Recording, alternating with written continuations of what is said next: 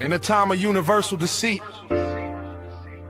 telling the truth is a revolutionary act. George Orwell. Yeah. This is Blood Politics. The only podcast where we don't talk about politics. We be about politics. And our mission statement is to empower, educate, and encourage everyone to speak out against fascism. Speak out against injustice and fight for freedom and equality for everyone. This is Blood Politics, and we ain't stopping till they put us in the grave. We ain't gonna be quiet, and we ain't gonna be scared, and we ain't gonna go along with the crowd. This is Blood Politics.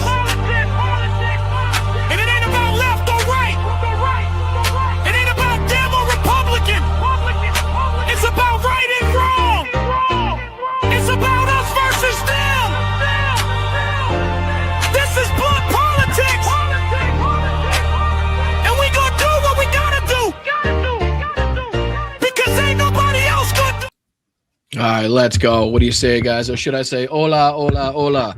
Gracias, gracias, gracias. Bienvenido, mi amigos y mi amigas.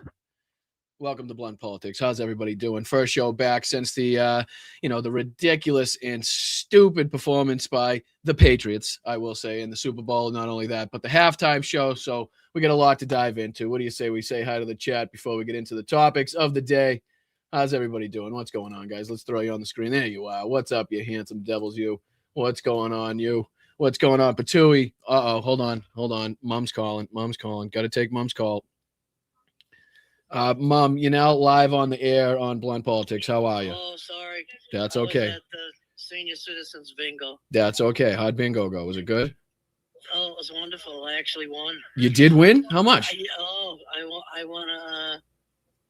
What do you call these? Those rings? Kid ring? A what? I'm not sure. A ring pop. A ring? Right. Oh, sweet. So nothing to a banking, right? No, absolutely not. Okay, figures. Right. All right. I love you too. Show. I'll call you after the show. Bye. All right. Come on. Everybody knows you got to take Mom's call no matter when, where, why, or how. So appreciate you guys. Thank you for your patience. What's going on, Yakov? What's going on, Spider? How are you guys? Everybody on Facebook, YouTube, Instagram, Twitch. Please make sure you hit that like button. Please make sure you subscribe to the channel. If you like what you're seeing, if you like what you're hearing, if you want to wait till, the end of the show, if you want to wait till you see what's going on in the show, feel free. But if you do find yourself sticking around, please hit the like button. Please subscribe to the channel. What's going on, Laurie? What's up, Flipper? What's up, Chris? Hi, Veronica. How are you? What's up, Linda Lou? What's going on, everybody? Like I said, please make sure. What's up, Alvin? Hey, guys. What's up, Philly? What's up, Deb? And don't forget, we also have our Zoom chat tonight as well. The link was also put out on Patreon. So if you are signed up anywhere at patreon.com/Boston Brian, that gets you access to that link, which gets you access to the Zoom chat tonight. So if you guys want to come say what's up and, like I said, get to put a face behind the screen name of a few people, then feel free to kind of head over to patreon.com and see if any one of those levels fit your lifestyle. If not, there's different ways you can contribute to the show, whether it's Venmo up here in the corner, whether it's a YouTube membership, or whether it's just the old super chat, super sticker over there in the old chatski. It would be a great help and is always appreciated. So thank you, guys. And if you do throw one in the chat, stick around to the end of the show. I always give everybody the appreciation, the shout out that you guys deserve. We always do it at the end of the show, so please make sure you stick around and don't get frustrated if it flies by in the chat and I don't happen to see it. I do always see all of them, so whether it's Venmo or in the chat, I do. All right, lots to discuss today. Unfortunately, we're going back into the depravity of the Epstein files because it just continues to get worse and worse and worse, as we expected, right? It's just pretty much what the Congress people now that are getting to see the unredacted files now have confirmed, whether it's Massey, whether it's Ro Khanna, whether it's Anna Paulina Luna, all of them have pretty much confirmed what we all think and what we all knew what was going to come out of these files and what we knew the DOJ was hiding and what they were trying to cover up as far as, not the victims' names, but the monsters and the criminals that are involved in these fucking files. They were really hard pressed in redacting those names. But, we'll discuss that and a lot more. We also have to dive into a couple clips from like I said, what was her name? Melanie Stansberry, because I think she put it very well when she was talking about Ghislaine Maxwell pleading the fifth, which we'll get into as well. So she kind of put it very bluntly, which we appreciate. We'll also dive into a couple of the comments from Thomas Massey, Rokana. I think Jared Moskowitz, as much as I hate the guy, was on with CNN and had a couple things to say about it. So we'll kind of dive in and look around some of the comments made by that. Some of the comments made by them, and then we'll be diving into obviously the ridiculous reaction from Bad Bunny's halftime show, and just kind of the nonsensical, hypocritical, bigoted, racist kind of reactions that you would expect from people like Megyn Kelly, right? And then we'll dive into a little bit of what Kid Rock had to say on a prior Joe Rogan Experience podcast, and then we'll talk about what he said more recently. Well, not more recently, but what came to light more recently from some of his lyrics and his comments on SNL as well. So we got a lot to dive into, a lot to look at.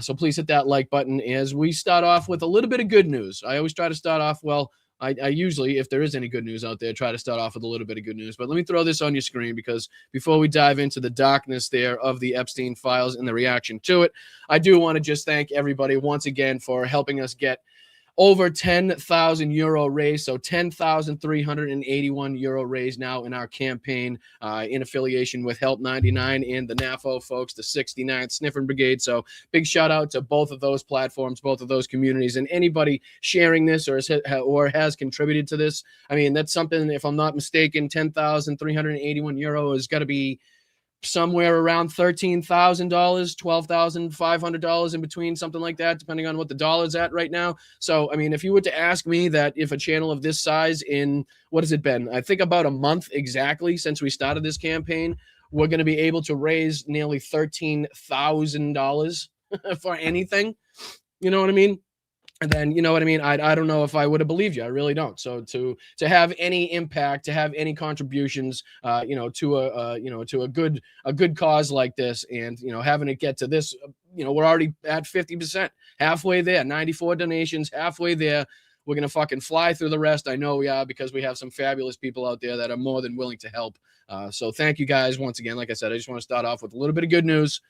So again, we're 50% of the way there, halfway there. So let's keep trucking, literally, pun intended, to get that truck over to the 72nd Separate Mechanized Brigade over in Ukraine and start saving some lives. So I appreciate you guys once again. Thank you for all your help. And I'll be throwing here. Let me just throw I'll throw the link in the chat one more time, just in case. I'm sure the mods are on top of it, as they always are.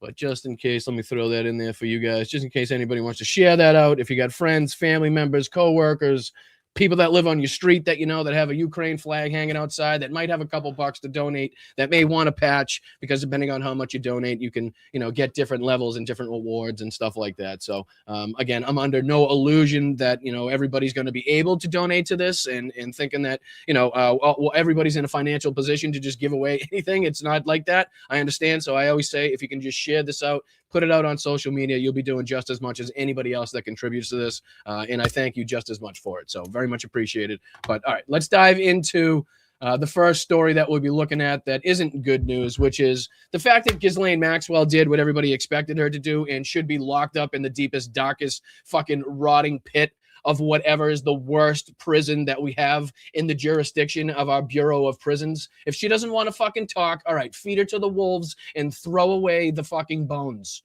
in my opinion. That's just, I don't know, because, it's too much almost at this point to even fucking deal with, the fact that she's gotten so much of this fucking special treatment, and now she's, definitely sending signals to Donald Trump as to, whether or not she can get off and get a pardon or clemency. It's getting fucking pretty bad at this point. It's getting pretty fucking bad, considering what we know came out in the files, considering what we know is being revealed by Congress people now that are seeing the unredacted files, even at the small amount they're seeing. I mean, we're talking about, I think the number they keep saying is 2.7 million. And what did Rogan say? That he managed to get through about 30 pages or something like that. So we're talking about not even a fucking fraction of a fraction of a fraction at this point. So to already have such salacious details being confirmed by the congressmen that are being able to see this, Congress people, that are being able to see this, just goes to corroborate everything we already knew about this. Just confirms everything we already thought was going to come out about this. And now it even begs the question even further as to what the next step is going to be by the DOJ, considering Todd Blanche's words and actions on, hey, we're just going to step back and, kind of let it play out at this point. They're not going to investigate anymore. They're not going to, track down any of these criminals.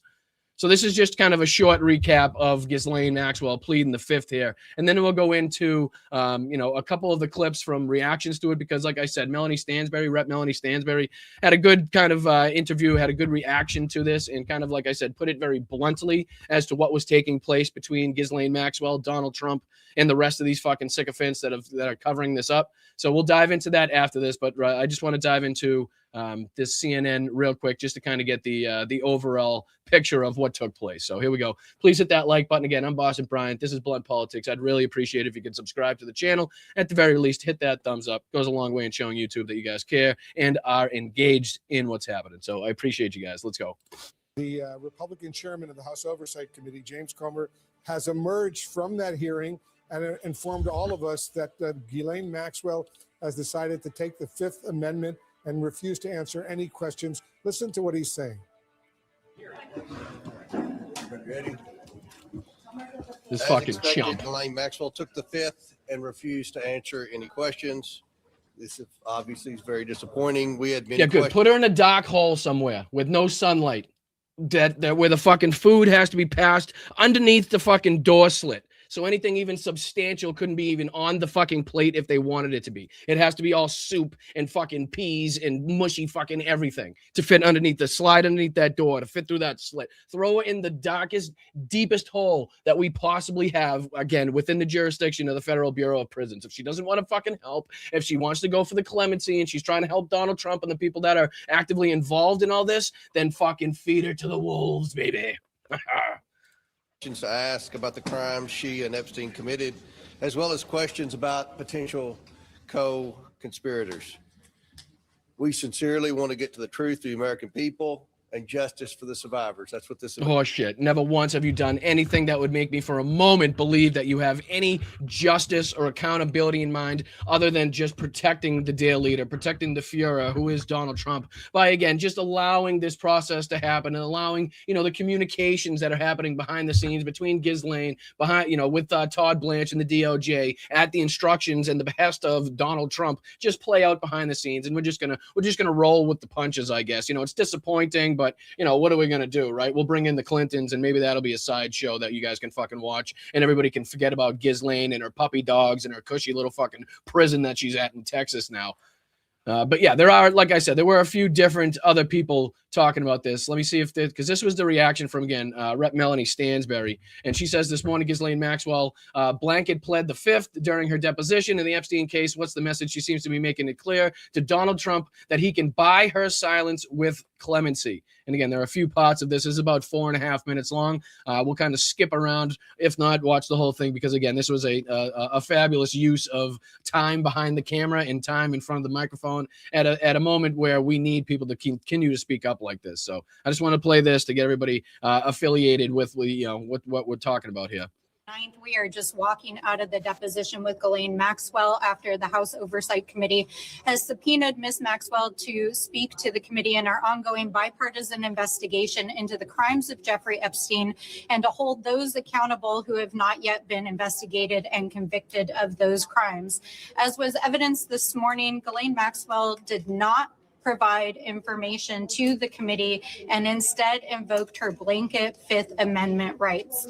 While we are not able to speak to the specifics of what was said within the deposition until the deposition record is made public, it is very clear that she used this opportunity to not only campaign for clemency as she has been doing, but also to send a direct message that she is hoping that people who were sitting in the deposition will transmit to the President of the United States, which is that her silence can be bought through clemency. It is very clear that that is the message that she is trying to send directly to Donald Trump himself. And again, no beating around the bush, no being like, oh, there are people in fucking high places and leadership positions that, may have involvement or she may be speaking. No. This is Ghislaine Maxwell actively and fucking purposefully sending a message to Donald Trump being like, hey, motherfucker, you better give me something if you want me to keep these lips shut. because I know a whole hell of a lot that could sink a whole hell of a lot of you, your friends, our friends, again, coming from Ghislaine. And to make it this explicit, to be like, okay, the quid pro quo is Donald Trump giving her clemency for her fucking silence is the direct way to handle this. Not beating around the bush, no fucking sugarcoating it, not giving this active, drawn out PR statement from you and your fucking advisors and shit. No. Straight up, let's go. This is what's going on. Directly. She is telling Donald Trump through her deposition that she is trying to buy her clemency. Now, she did state that she is taking and invoking her Fifth Amendment rights because of a pending habeas petition before the Southern District of New York. But let us be clear, her case appeals have already gone to the United States Supreme Court and they have been denied. She is not being released from jail unless, of course, Donald Trump buys what she's selling. So we want to be clear that she is exactly where she's supposed to be in terms of her conviction, and she needs to go back to the prison where she belongs. Now, we have a lot of questions for Ms. Maxwell with regards to what actually happened in Epstein's affairs, who was directly involved in the sex trafficking, money laundering, and influence peddling scheme that she and Jeffrey Epstein were involved in, how Donald Trump was involved and whether or not he committed any crimes himself, as did his many associates who are named in the Department of Justice files. Let us be clear that Donald Trump is not only named thousands of times in the latest release from the Department of Justice, he is named over 38,000 times in the files that were released 2 weeks ago alone. And we know that that only represents half of the files that the Department of Justice has in its possession, including files that were used for direct investigations of perpetrators, people who committed crimes, people who were co-conspirators in those crimes, and individuals who knew of those crimes. We know that there are multiple administration officials, including Howard Lutnick, Elon Musk, who served as the appointee for the Doge efforts in the White House. We know that the Secretary of Navy. We know that Steve Bannon. We know that there are more than 36 associates, family members, and individuals directly associated with Donald Trump named in those files. Again, couldn't be any more clear as to why we need to continue to dig, investigating, continue to call people in for testimony, spend and expend the resources for the investigations to send people out there for questioning or whatever it may be, whatever it takes. Let's fucking figure out what's going on, because what's taking place right now is quite clearly an act of, hey, you pay me for this and I will shut my mouth and not expose the rest of these people that are clearly and closely tied to this administration and directly led by the president of the United States in his criminality in this fucking ring. Now, there are now at least 9 or 10 other countries across the world that have opened investigations or forced their leaders to step down because of their mere association with. And this is another, I feel like she's kind of hitting all the right fucking points here, whether it's the amount of times Donald Trump's mentioned, whether it's just, the release of half the files, because people think, there's some fucking weird thing out there where people think that we got everything now, where everything's been released, quite to the fucking contrary on that one. And she's made that very clear. Donald Trump's connection, the associates of Donald Trump, and how closely tied they were to Jeffrey Epstein. So she's hitting all the right points here and making it very clear as to why this is fucking, something that we need to continue to, talk about and investigate and draw down onto what, in fact, did take place between the people that are named, mentioned in emails, the tip lines, whether it's the flight logs, all of this stuff. That's the whole reason that we're going to continue to speak about it. Jeffrey Epstein. And the United States government is engaged in an active cover-up of the largest sex trafficking scandal and influence peddling scandal in the history of the United States. And Donald Trump is right at the center of it. I'm sorry. I'm going to let that play one more time because I think that needs to be fucking more loudly said and clear. No, I'm not saying that she should, but by other people, because this is, again, a great use of her time, a great use of her fucking interview here. And exactly, again, all the right points that we need to be hitting. With Jeffrey Epstein. Listen. And the United States government is engaged in an active cover-up of the largest sex trafficking scandal and influence peddling scandal in the history of the United States. And Donald Trump is right at the center of it. Again, doesn't get more fucking clear than that. You can't, it's almost impossible. And the only way should be like more blunt politics related if she threw a couple F-bombs in there. Other than that, that's pretty much word for word what we should be speaking in front of cameras and what we should be saying in front of microphones. So, good on her for doing it. She continues too. And the person who is living to provide the evidence, who knows what is going on, is trying to invoke the fifth to buy her clemency. So let's be clear on what we saw here today. This was an effort to essentially try to secure her pardon by keeping her mouth shut. And we will not allow this silence to stand. It was announced late last week that the Department of Justice would allow members of Congress to view the unredacted files of the files that have been released. And many of us will head to the Department of Justice today to look at the memos and internal documents of Department of Justice that were removed from the website to understand why names of survivors were unmasked and why and who the Department of Justice is shielding. And again, that's what we'll dive into now because, what we thought was going to come out in this. And again, we'll get to one of these clips here that I picked from the Don Lemon show in which he was kind of going through some of this information, just, to see his reaction, the same reaction that I'm sure we all had, but, just kind of that visceral, especially when you hear, the age of the person, involved is just, it's pretty bad. But, knowing that we now know that Thomas Massey and Ro Khanna and people like Anna Paulina Luna and others have seen, at least a fraction or at least a fraction of a fraction of a fraction of some of these. And the way that they're coming out of these meetings and the way that they're coming out of these and what they're saying and their demeanor and how fucking like disgusted they are and how serious they are about, justice and accountability, whether they've been serious about it in the past or not. I mean, again, a lot of these people, Anna Paulina Luna, for one, is definitely not this liberal blue-haired fucking lefty, obviously, that's out there to try to get Donald Trump just to get Donald Trump, right? She's clearly seen something in these files. She's clearly seen something that has, kind of pissed her off to the point where she's kind of sounding like everybody else in this fucking matter too. So let me see here, because there was this one from CNN. Let me throw this on real quick. And I think this is where Jared Moskowitz kind of takes a look at, talks about what he saw, and then we'll take a look at, obviously, Thomas Massey and Ro Khanna, and then there's a few clips from, like I said, Anna Paulina Luna, just to kind of round it out so you can get the full the full clip of like what the right's saying about it and what the left's saying about it. So,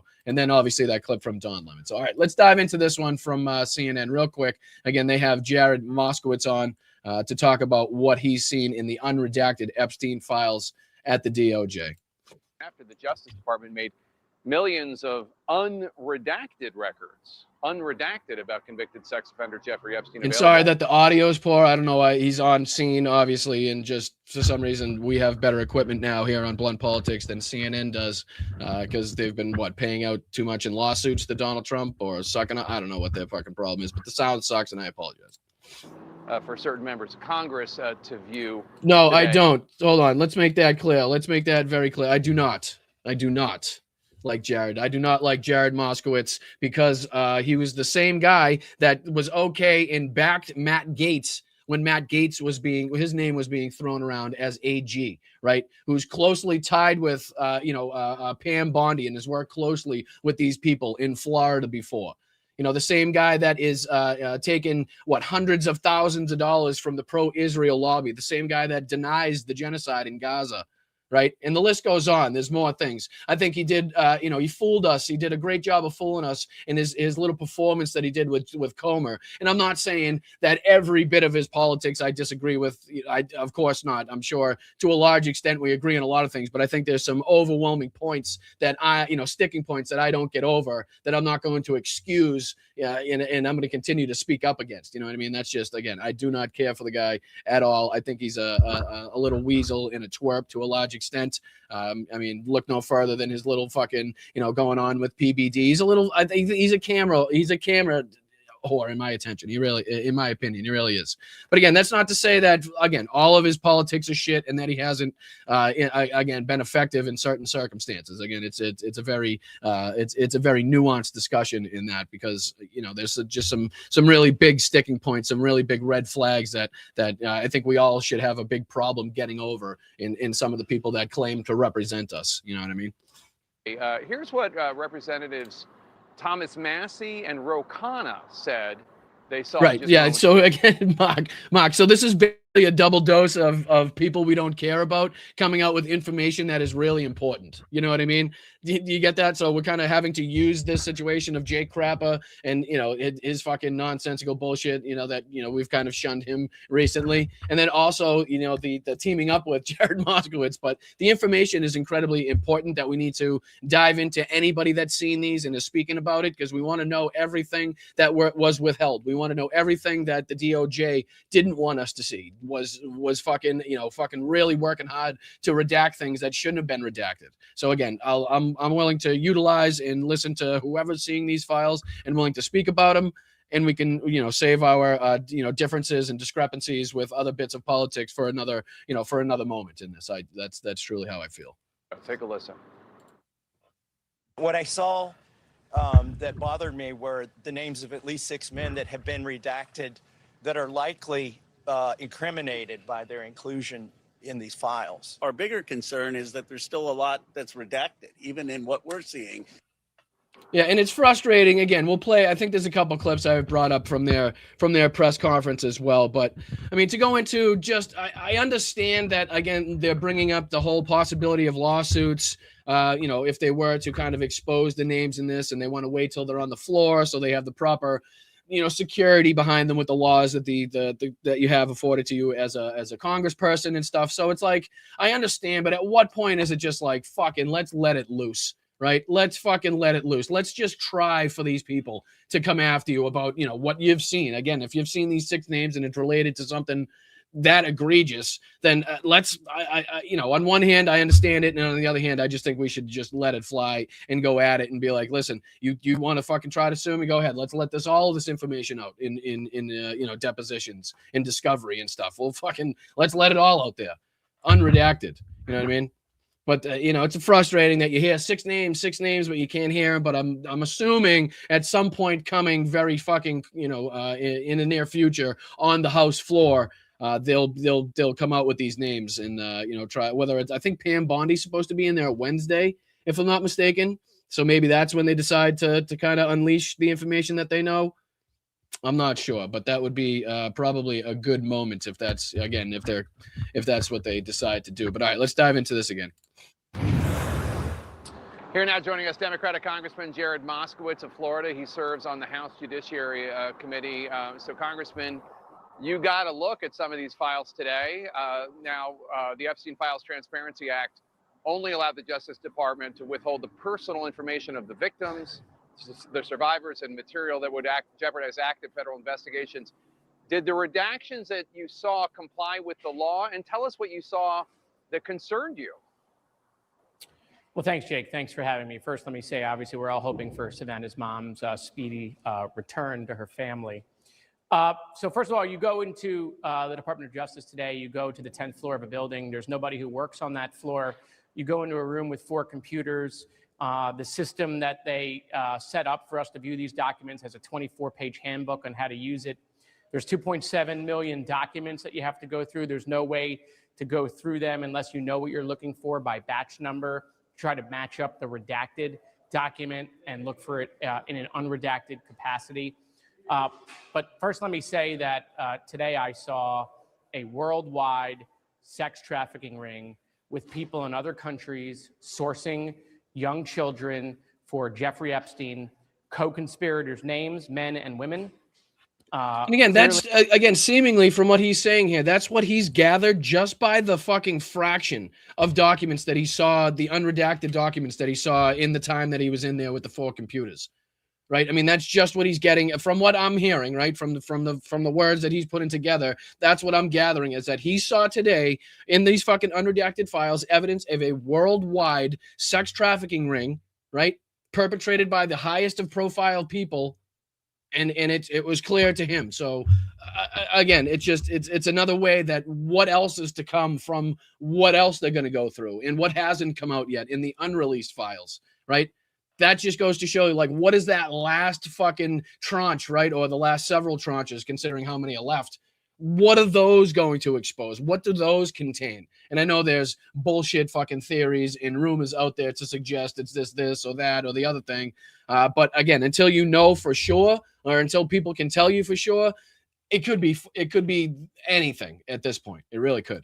The other people that might be on the client list that are on text messages and emails, over redaction, dramatic over redaction. It looks like intentionally so. And then dramatic over redaction, intentionally so, which would be by the FBI, DOJ, people that were tasked in redacting these files. And again, I believe he goes on to say that in a lot of these, it seems like they just took information that was uploaded as redacted and just left it redacted without even trying to, again, look at what was behind it or figure out what kind of that memo or email or whatever it was detailed. I think he goes on to specify it a little bit more, but it just goes to show the sloppy, careless nature in which they handled this, but the way that they methodically went about, redacting the criminals, redacting them, excuse me. I almost just died saying the criminals. How funny would that be? They just killed me as I'm trying to fucking talk about the criminals. Anyway, but he goes on to specify more what he's talking about. Just shows how engaged they were in trying to cover up for the criminals and the murderers and the fucking and the pedophiles that were listed in this, as opposed to the victims and stuff. Documents that are still redacted, and when we asked why these were redacted, that's because they were submitted into this electronic system redacted, and the people that were at our disposal to ask those questions did not know why they were still redacted, Jake. So he's saying that they were fed into the system as already being redacted. And again, he's saying the people that were given to the Congress people allowed to go see the files, I guess they were allowed, somebody that knew something about the systems or whatever to ask questions. He's saying that they had no idea why they hadn't been unredacted and why they were uploaded as redacted. So again, they're not even getting clear and concise answers as to what questions they have by just the little documents that they've seen already. So again, this whole thing, and again, as the DOJ and everybody's trying to pull them down off of websites and trying to pull them down off the internet and trying to hide these files and that files. It's like we're also getting Congress people in there to see the unredacted. So it's like we're living in these two fucking weird universes, these two weird realms, while the DOJ behind the scenes is taking out any information related to Trump. And, the number of files associated to Trump's name has fucking dwindled down by the day as people have been keeping track of it.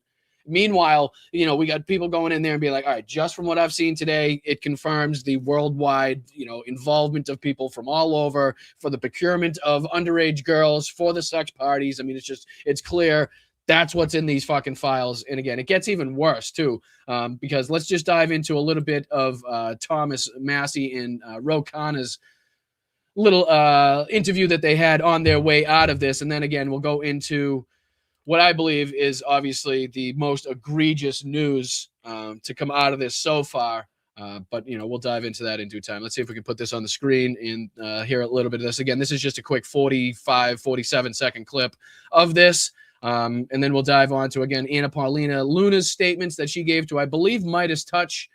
And then we'll go on to Don Lemon's clip, the clip from Don Lemon's show. All right. I appreciate you guys. Hit that like button. Again, this is Blunt Politics. I'm Boston Brian. Diving into the congressmen and women that have seen the unredacted, or at least some pages of unredacted Epstein files, and their statements and their reactions and their thoughts about it. So again, this is Thomas Massey and Rokana, the two individuals I believe most responsible for the legislation that was passed. So let's listen to what they have to say. Again, I believe they're just walking out, if I'm not mistaken, from the building. But here we go.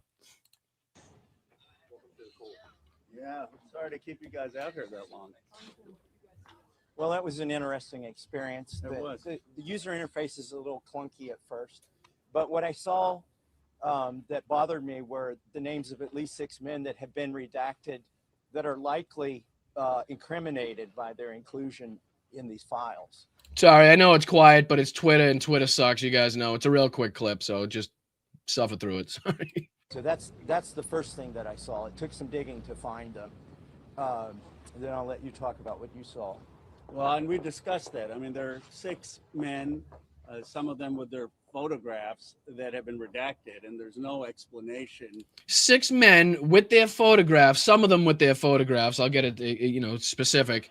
And there's no explanation as to why their faces have been redacted. Again, goes to corroborate further evidence to suggest that the DOJ and the FBI and anybody else tasked with the redactions of these files spent more time, and it was more calculated as to redact the criminals and the people associated with the crimes than it was to, again, go through with a fine-tooth comb and redact and make sure every victim had all of their information, all of their pictures, anything that would even suggest, the ability to kind of track them down was the T's were crossed, the I's were dotted, you know what I mean? But they didn't do that. But they did make sure that anything and everything related to the people that shouldn't have their information redacted was redacted, right? So again, I know that clip's hard to hear, and I do apologize. I think this one's a little bit easier to understand. But this is Anna Paulina Luna, and it is the Midas Touch Network. Kind of questioned her, I believe, as she was exiting the building as well.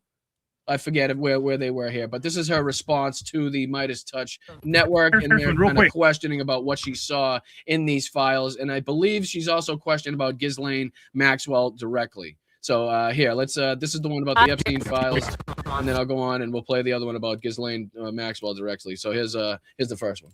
Monster. And are you able to see the DOJ unredacted versions? I'm going to be going tomorrow. There's I think every member of Oversight has gone through so far, or is going to be going through so far. So yes. Tomorrow will be your first time? No, my second. Okay. Is there anything you can share from what you saw today? I've posted about it publicly, but some of the people that are in the most egregious redactions are claiming to be victims, and I don't think that they're victims if you're engaging in child sex trafficking. Got it. Thank you, Congresswoman.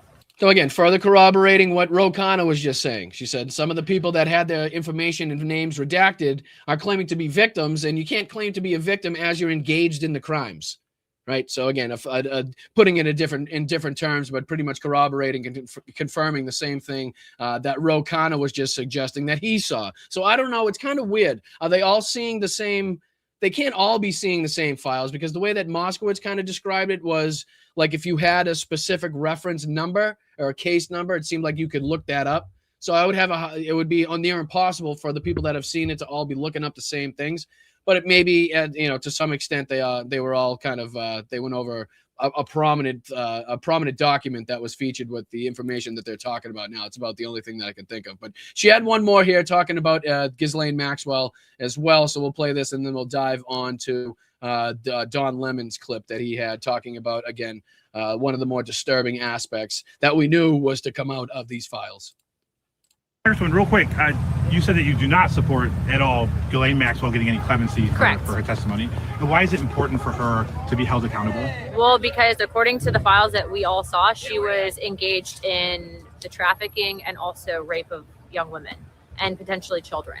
I don't think that she deserves any special treatment. She's a monster. And she doesn't deserve any special treatment. She's a monster. Okay, now next question would be, who's given her the special treatment? Who's given her like the benefit of the doubt in this, like, the beneficial puppy dogs and the movement into these cushy new places in Texas, right? It would be the Trump administration. It would be Todd Blanche. It would be Donald Trump leading the whole thing, right? So it's like the disconnect that they still have in putting this together is an aspect of this that's going to have to be studied by psychologists for a long time, because it's like, well, how the hell do you put two and two together where it's like, now you're talking about the cover up. Now you're talking about the overwhelming redactions that shouldn't have been redacted, and the obvious fucking plan that the DOJ and the people tasked with redacting these files had in keeping these high profile criminals out of the limelight, their identities safe from prosecution, from people seeking them out and demanding accountability and justice. These are the people that they voted for. You put them in office. And there's like a total disconnect. Well, okay, we have to recognize it, but let's not make any association with Trump or the Trump administration and just seem like they have like this total fucking separation from it, which is asinine. Considering the stuff that we're hearing, like there's just no excuse anymore. This is so far beyond a political issue. This is so far beyond left and right. I mean, the old cliche of it being just about right and wrong at this point is about the only thing that I can think that describes it appropriately, right? It is just the definition between right and wrong. It is the definition of having a soul, of caring about human beings, of caring about children, and actually demanding accountability and justice, right? And again, when you see shit like this, and you hear clips and reactions, and you have reactions very similar to, if not more, emotional to the stuff that you're hearing coming out of this. And again, this is Susie Rizzio posted, "Oh my God, Rep. Jamie Raskin, after looking at some of the unredacted Epstein files, there were victims as young as 9 years old. And I honestly think after what I've seen, it's younger than that." And it's like, after hearing things like this from Jamie Raskin and from Ro Khanna and even Thomas Massey and and Anna Paulina Luna, like, you got the whole, that's kind of covering the whole field at that point right there, to show you that this is no longer a political issue. This is not a divide between red and blue, or South and North, or, liberal and conservative, or Republican and Democrat, or at least it shouldn't be. Right? I don't think anybody on our side is trying to draw this down to political lines, right? I think we're ready to call out any motherfucker that's out there trying to defend or in any way obscure the information that's coming out. And again, that goes along the lines of us not giving a shit of what happens to Bill Clinton, right? And other anybody else that's kind of high profile, anybody that's been named that is associated or affiliated with the Democratic Party in any way. Lock them all the fuck up. I don't give a shit. I'll fucking lock the cell myself. But it's along the same lines as that, of not being political, us not really fucking needing it to make it that, but it definitely is being drawn that way because of the entire side that's ready to defend this and is willing to stay by the boots and continue to lick the boots of their great Fuhrer, of the dear leader, even though they know they're on the wrong side of history, even though they know they're being lied to, right? And they still can't get out of this fucking hole, the cult that they're in. But again, this is Don Lemon, and just a clip from Don Lemon's, I believe, live stream, where he's kind of reacting to, again, Jamie Raskin's thoughts about what he saw in these files, and again, the thought that the victims here are as young as 9 years old, and maybe possibly even younger than that, right? So I just wanted to, again, play this clip of Don reacting to that. There's a lot of reactions, again, from congressmen and women, like we said, and I can't play them all, so I figured this would kind of encompass Jamie Raskin, or the main point of what Jamie Raskin was coming out with. So here's Don. After reviewing Epstein documents at DOJ, Raskin says there's evidence of victims as young as 9 years old. Why are you protecting people who may have been involved with 9-year-olds? Now, I want you guys to remember this. And again, that totally puts a fucking damper, right, on the Megyn Kelly, on the Nick Fuenteses of the world, who are like, oh, this isn't like fucking 8 and 9-year-old fucking kids, right? These are like, 14 and 15-year-olds. Like, is that really illegal? Like, these motherfuckers. And again, Megyn Kelly makes an appearance in this podcast because she's on with Piers Morgan talking mad shit about Bad Bunny in the halftime performance and her hypocritical fucking racist, bigoted bullshit, right? But this, again, blows her fucking theory and her comments and her videos out of the water and makes her look as stupid as you could possibly look, as we've called out before on the show, as we did with Nick Fuentes, and as we'll continue to do with anybody else that has anything remotely similar to say about these fucking cases, about these victims, as those two did.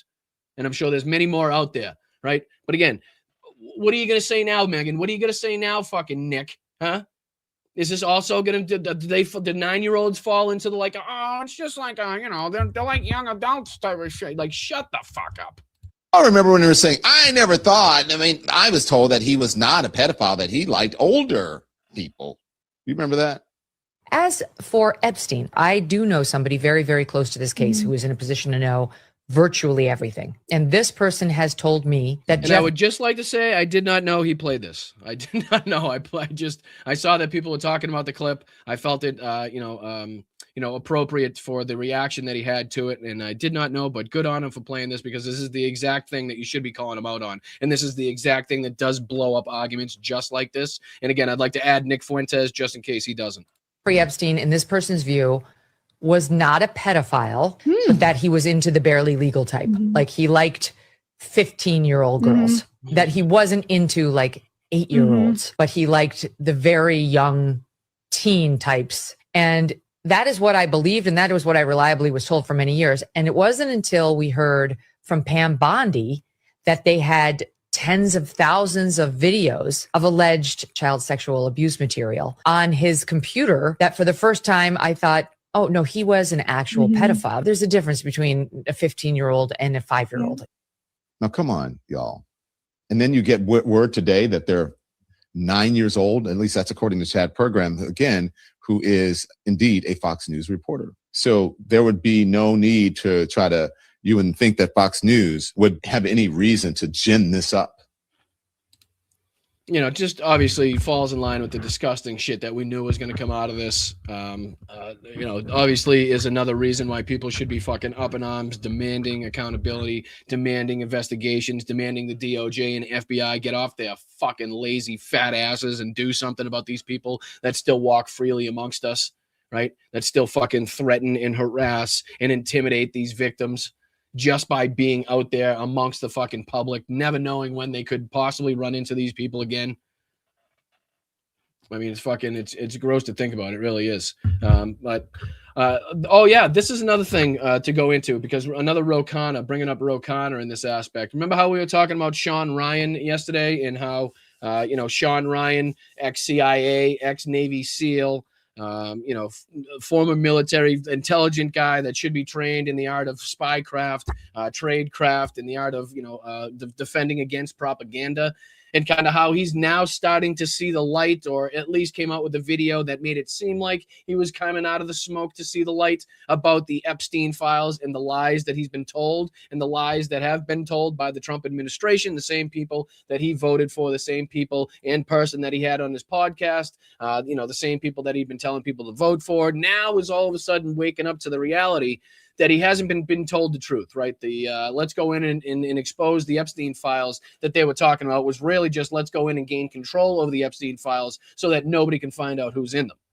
You know, shit that we've been screaming for fucking 10, 11 years now. Seems like these, again, ex-CIA, ex-military Navy SEALs, very physically capable, very mentally capable people, obviously, are just now coming around to find out. But he was on, Rokana had, was on with Sean Ryan, excuse me. Sean Ryan had Rokana on again, if I'm not mistaken, because if you know, correct me if I'm wrong, but I do believe he was just on with Sean Ryan not that long ago. But I just want to play kind of the opening to this conversation, and what Rokana is speaking about, and kind of how it's getting through to Sean Ryan, and then where the kind of this intro finishes off, and how quickly Sean Ryan is to move off of the Donald Trump involvement aspect in this. Right, I was a little taken aback by that, because it doesn't seem like he's too willing, to, even to this point, to dive into Donald Trump's involvement, his willingness, the ability, you know, the motive that he has to hide this shit,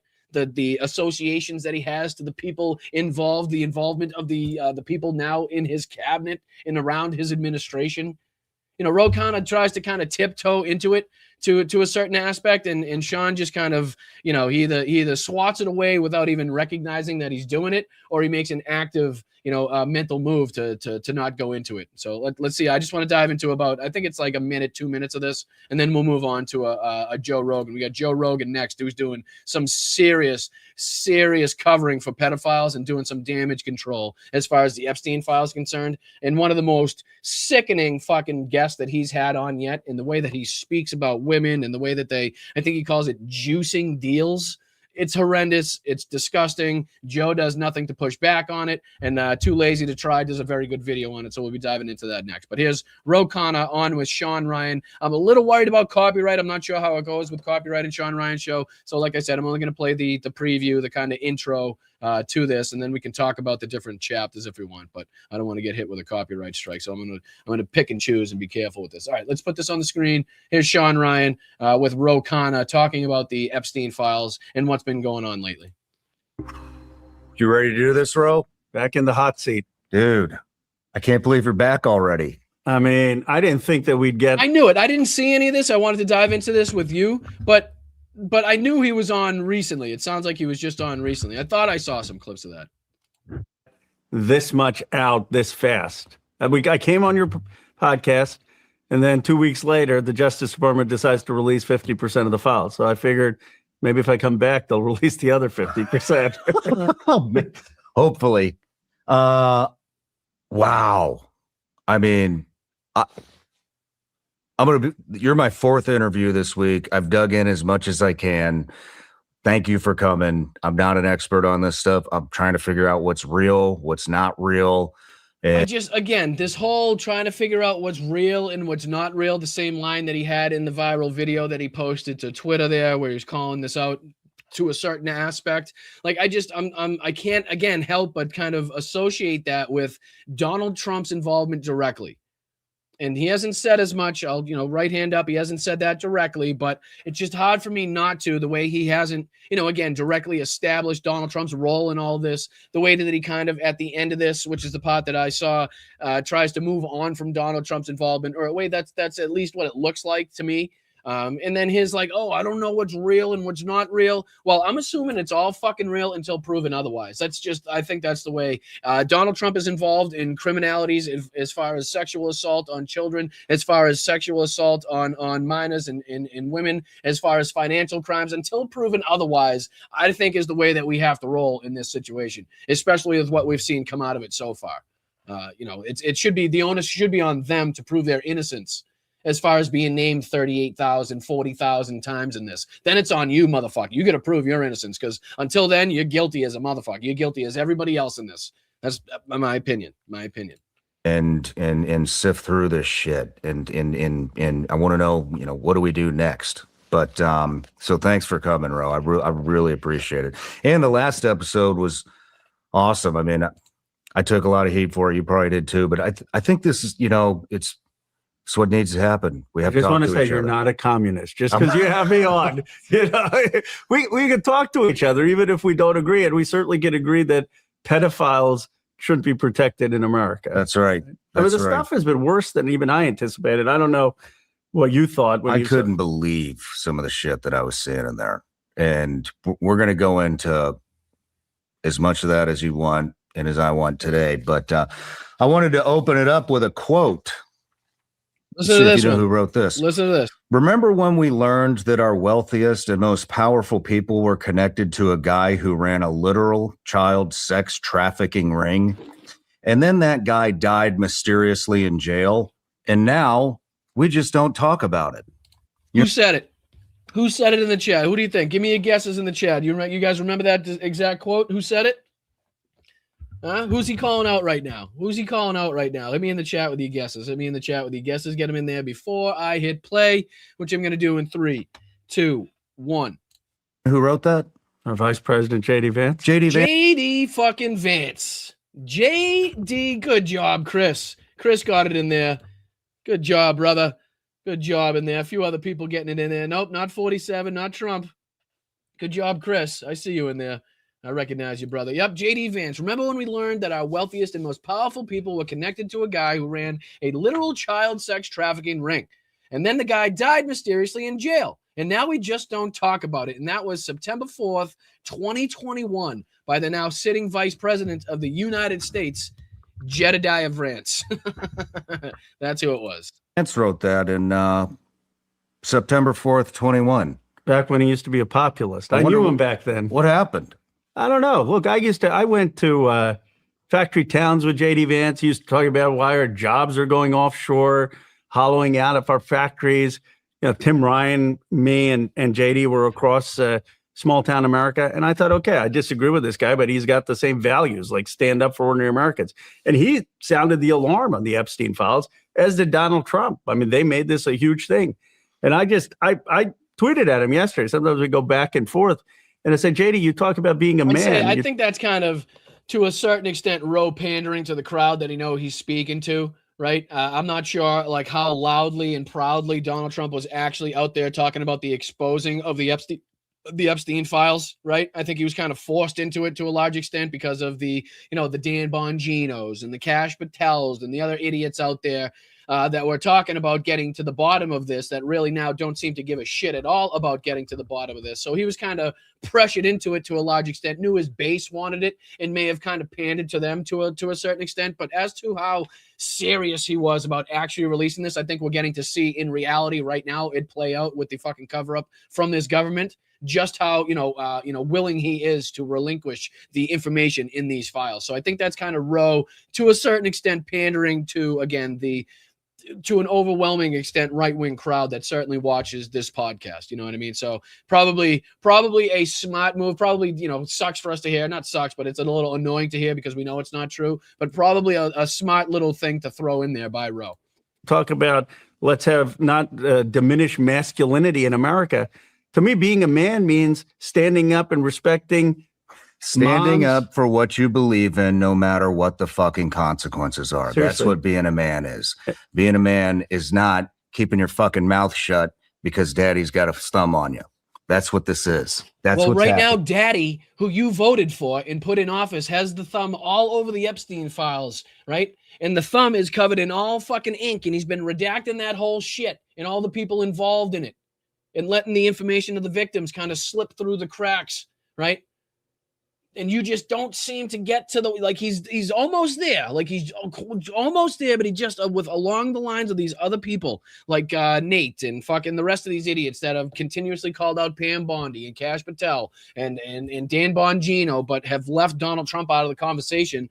He's doing the same thing in this. He's doing the exact same thing, right? Bringing up JD. Why not bring up any of the statements that Donald Trump has said, right? If he, again, at rallies has promised the release of these files or has agreed to a certain extent to the, like, why not bring those up? Because he's the leader.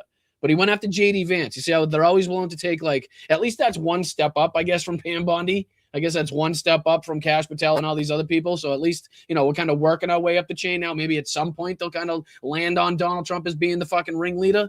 But it's just taking an awful fucking long time. Jesus Christ. And it's fucking pissing me off. And it's pissing all of the American people off. And he looks emasculated to Trump. I mean, why can't he just get out there and say, yeah, I'm going to stand up to these powerful men who are involved in the raping of American girls? Like, anyone who has a sister, anyone who has a daughter, anyone who has a wife should be offended. And being a man, in my view, means standing up for the respect and dignity of women not being abused and standing up to evil men like that. Like, you went and fought wars against the bad guys, right? This is like, are you on the good guy's side or the bad guy's side?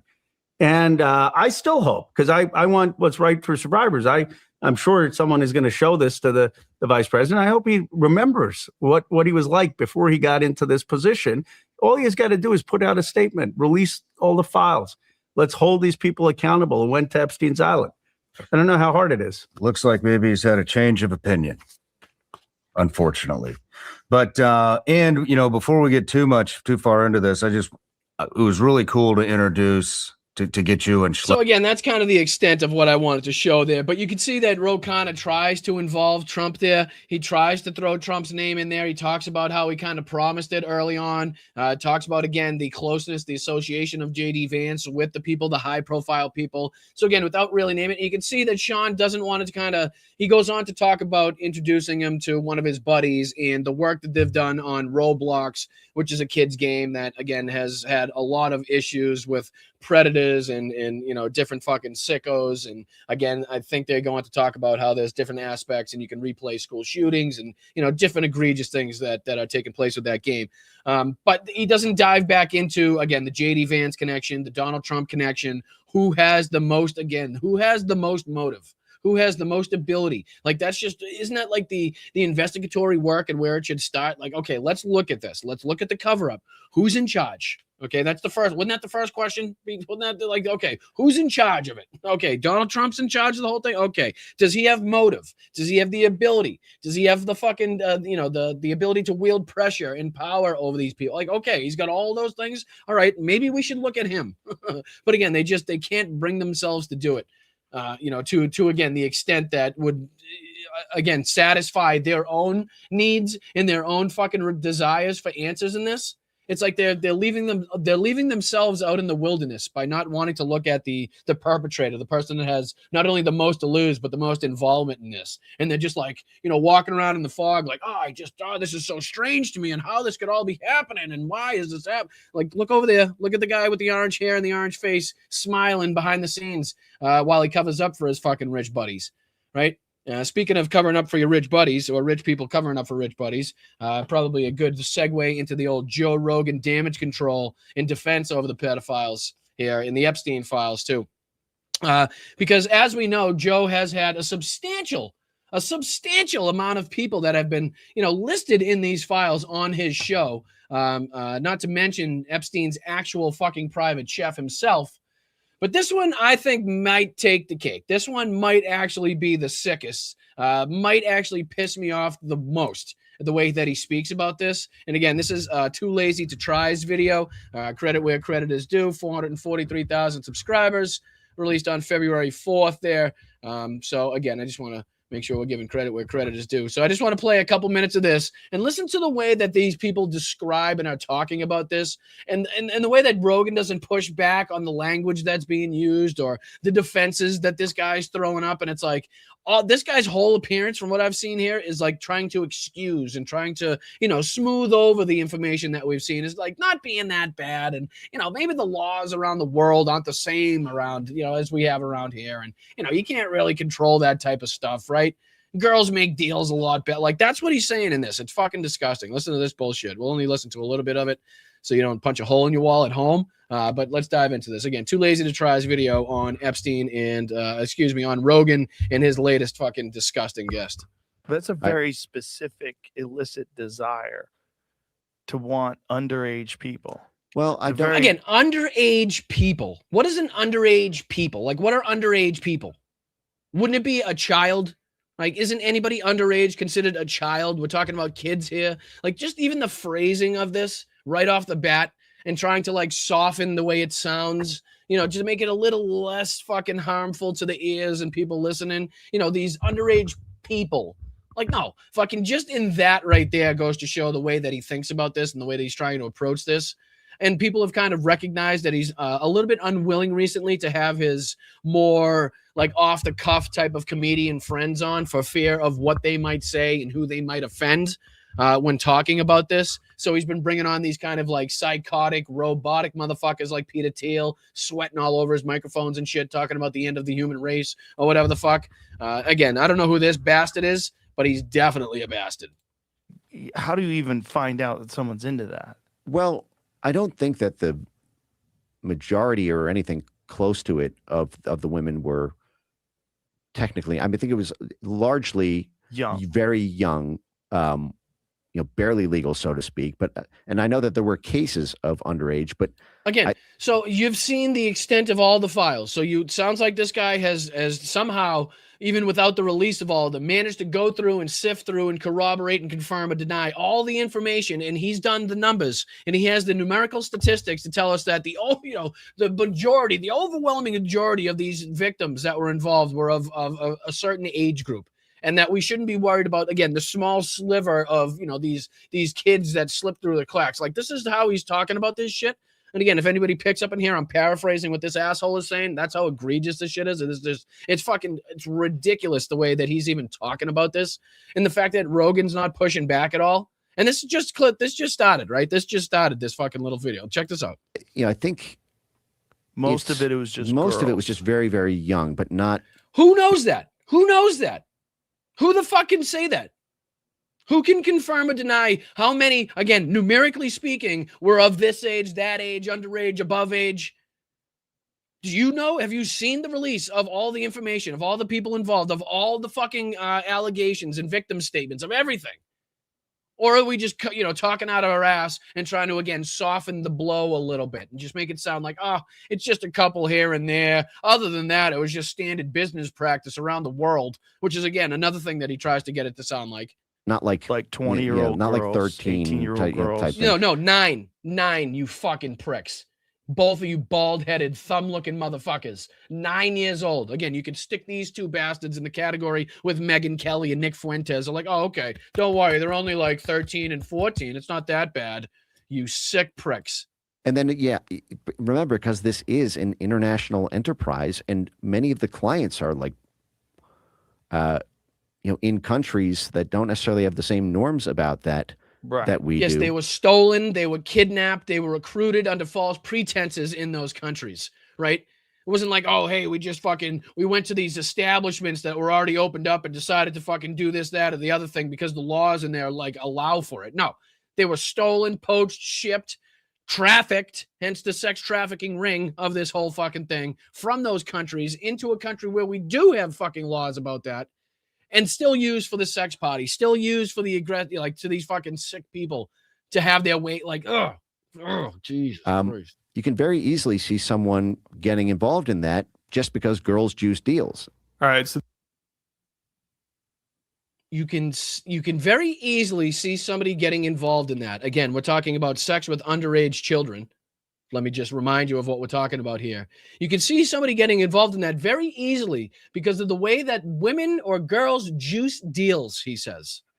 Now, is there a more, I don't know, disgusting, fucking soulless, heartless way to speak about what we're like learning about on a daily basis, on an hourly basis here coming out of these files? Like, could anything piss you off more than hearing this fucking fat lot of a prick talk about the women and the victims and the children this way?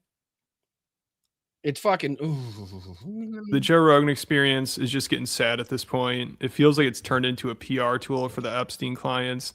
After maybe the biggest file drop yet, Joe had on Mike Benz, who is a Elon Musk lackey. So, of course, there's no mention of Elon.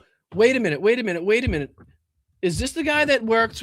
Who did he work with? Who did he work with? He was in the Trump administration somehow. I think he was involved. I do remember this guy now that I think about it.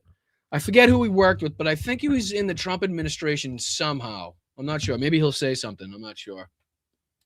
Elon during this podcast, even though his emails are one of the biggest revelations from the files, which now Elon, Mr. Free Speech, is threatening to sue people for talking about it or even associating him with the files. I'm sure Joe will have a lot to say about that.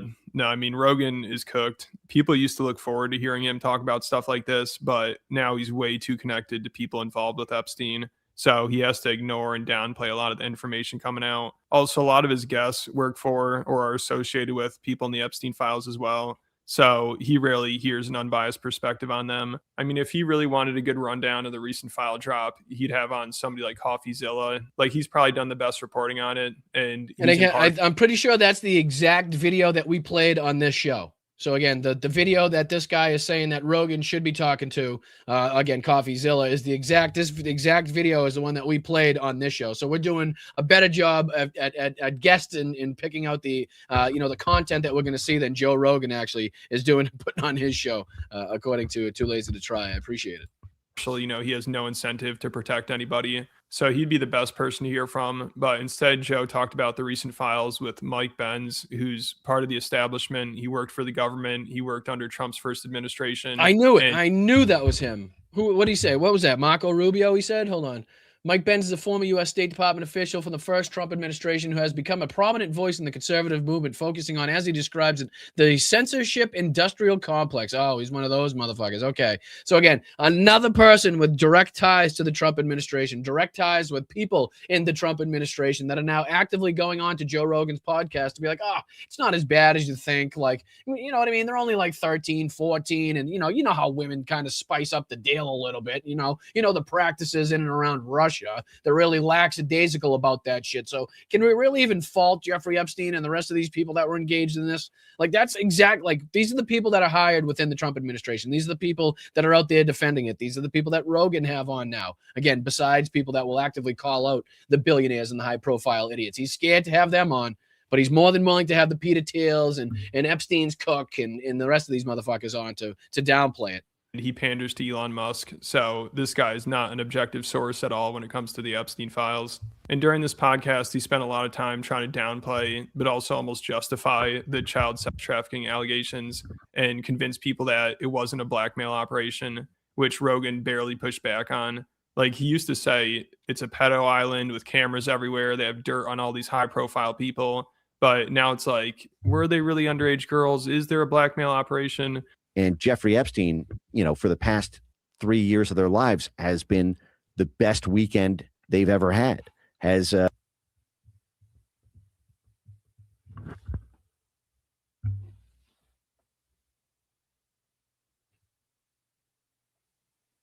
Jesus Christ. How do those words leave your mouth? Oh, I get it because of fucking Elon. He's an Elon acolyte. Elon was waiting for the wildest parties. This is all making sense now, right? See how this is all making sense? Like, all right. Was made them feel alive again in their, mid 50s or 60s. Jesus Christ, by feeding them fucking kids? What are we discussing here? What are we talking about? Is Joe, you there? Joe, hello, Joe. You're going to speak up at any point. Did your microphone break?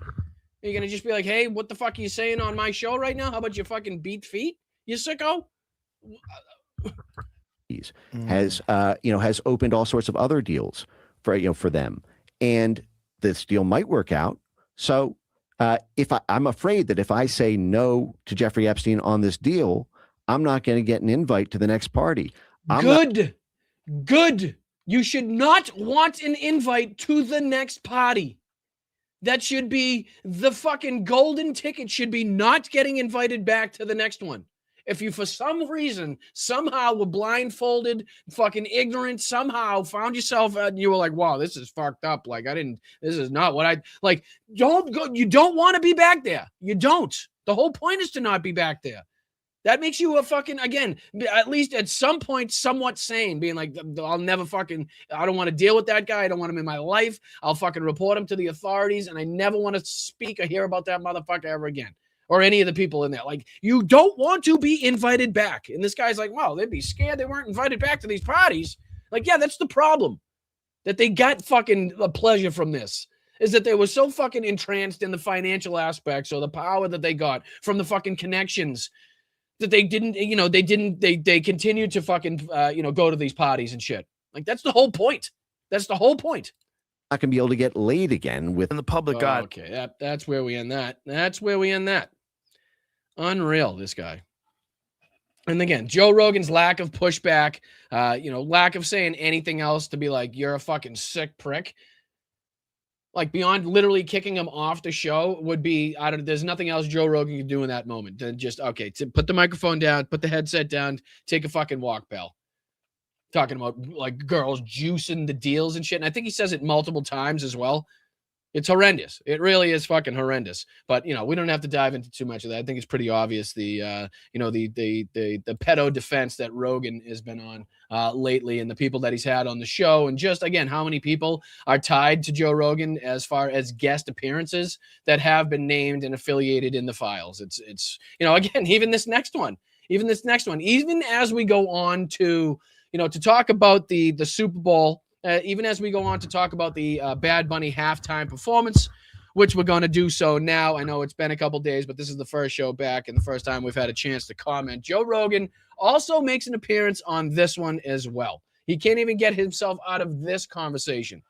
Because as we're talking about the halftime show with Bad Bunny and the stupid, ridiculous performances by Kid Rock and like the alternative programming that Turning Point USA had, and again, the people that they're plotting up there on their high horses, like, oh, these are the Jesus and the God people. Again, Kid Rock, who will play a couple, instances of not only his lyrics, but things he said on both SNL and Joe Rogan's podcast here, about, what he actually represents, what he actually stands for. And we'll get to make our decisions on, again, who is the bigger scumbag in this, Joe Rogan or Kid Rock. It's kind of a toss-up at this moment right now, but I'm going Kid Rock even still. But yeah, this is, again, the people that the right were applauding and saying everybody should watch. And then, believe me, we have some ridiculous shit to show you, because not only is Benny Johnson decided to hop into this and make one of the more racist videos and bigoted videos that he's made, trying to, again, describe the performance that he has absolutely no understanding of whatsoever.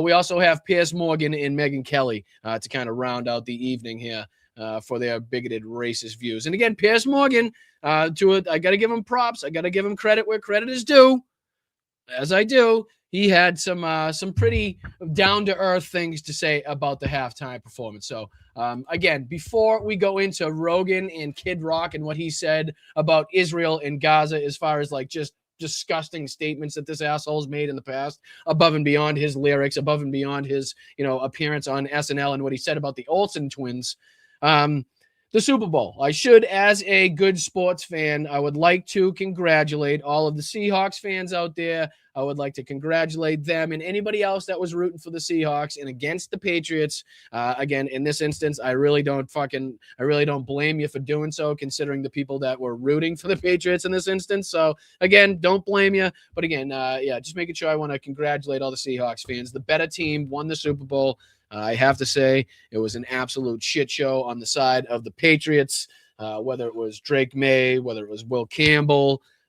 It was just an all-around shit show, and we just at no point in time deserved to win that game. So, yes, the better team by far won that game. I do want to make sure that, we kind of get a bad rap over here, but we are sports fans, so I have no problem saying that the better team won, congratulating, people that were rooting for the Seahawks and Seahawks fans themselves.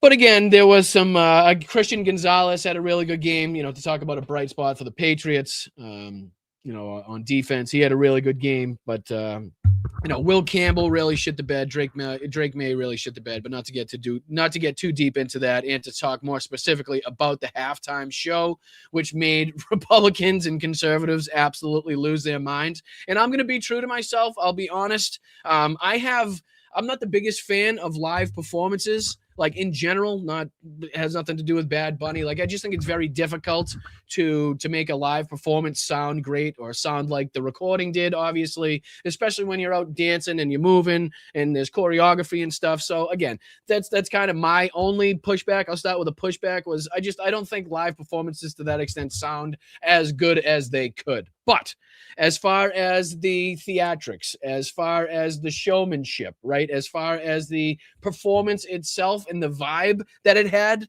not only did I understand where he was going and what he was trying to portray, I thought it was fabulous as far as a show itself.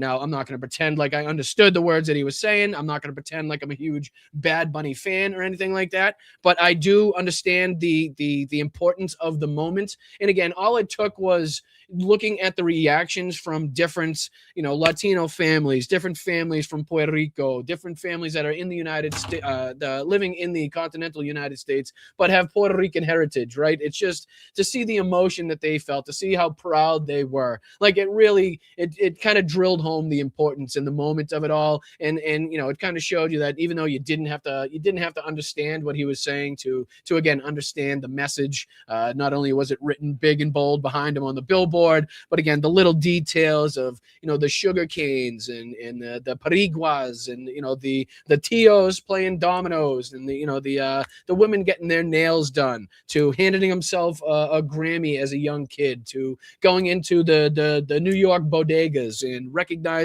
that woman who has the famous restaurant in New York and recognizing her.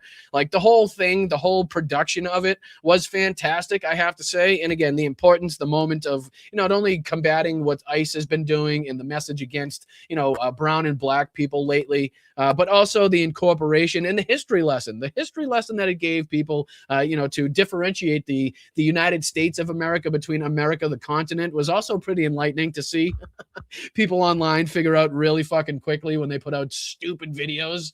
Talking about whether English being the language, or talking about the Americas not knowing what the fuck they're talking about, and finding out in real time how dumb they are was a pretty good thing.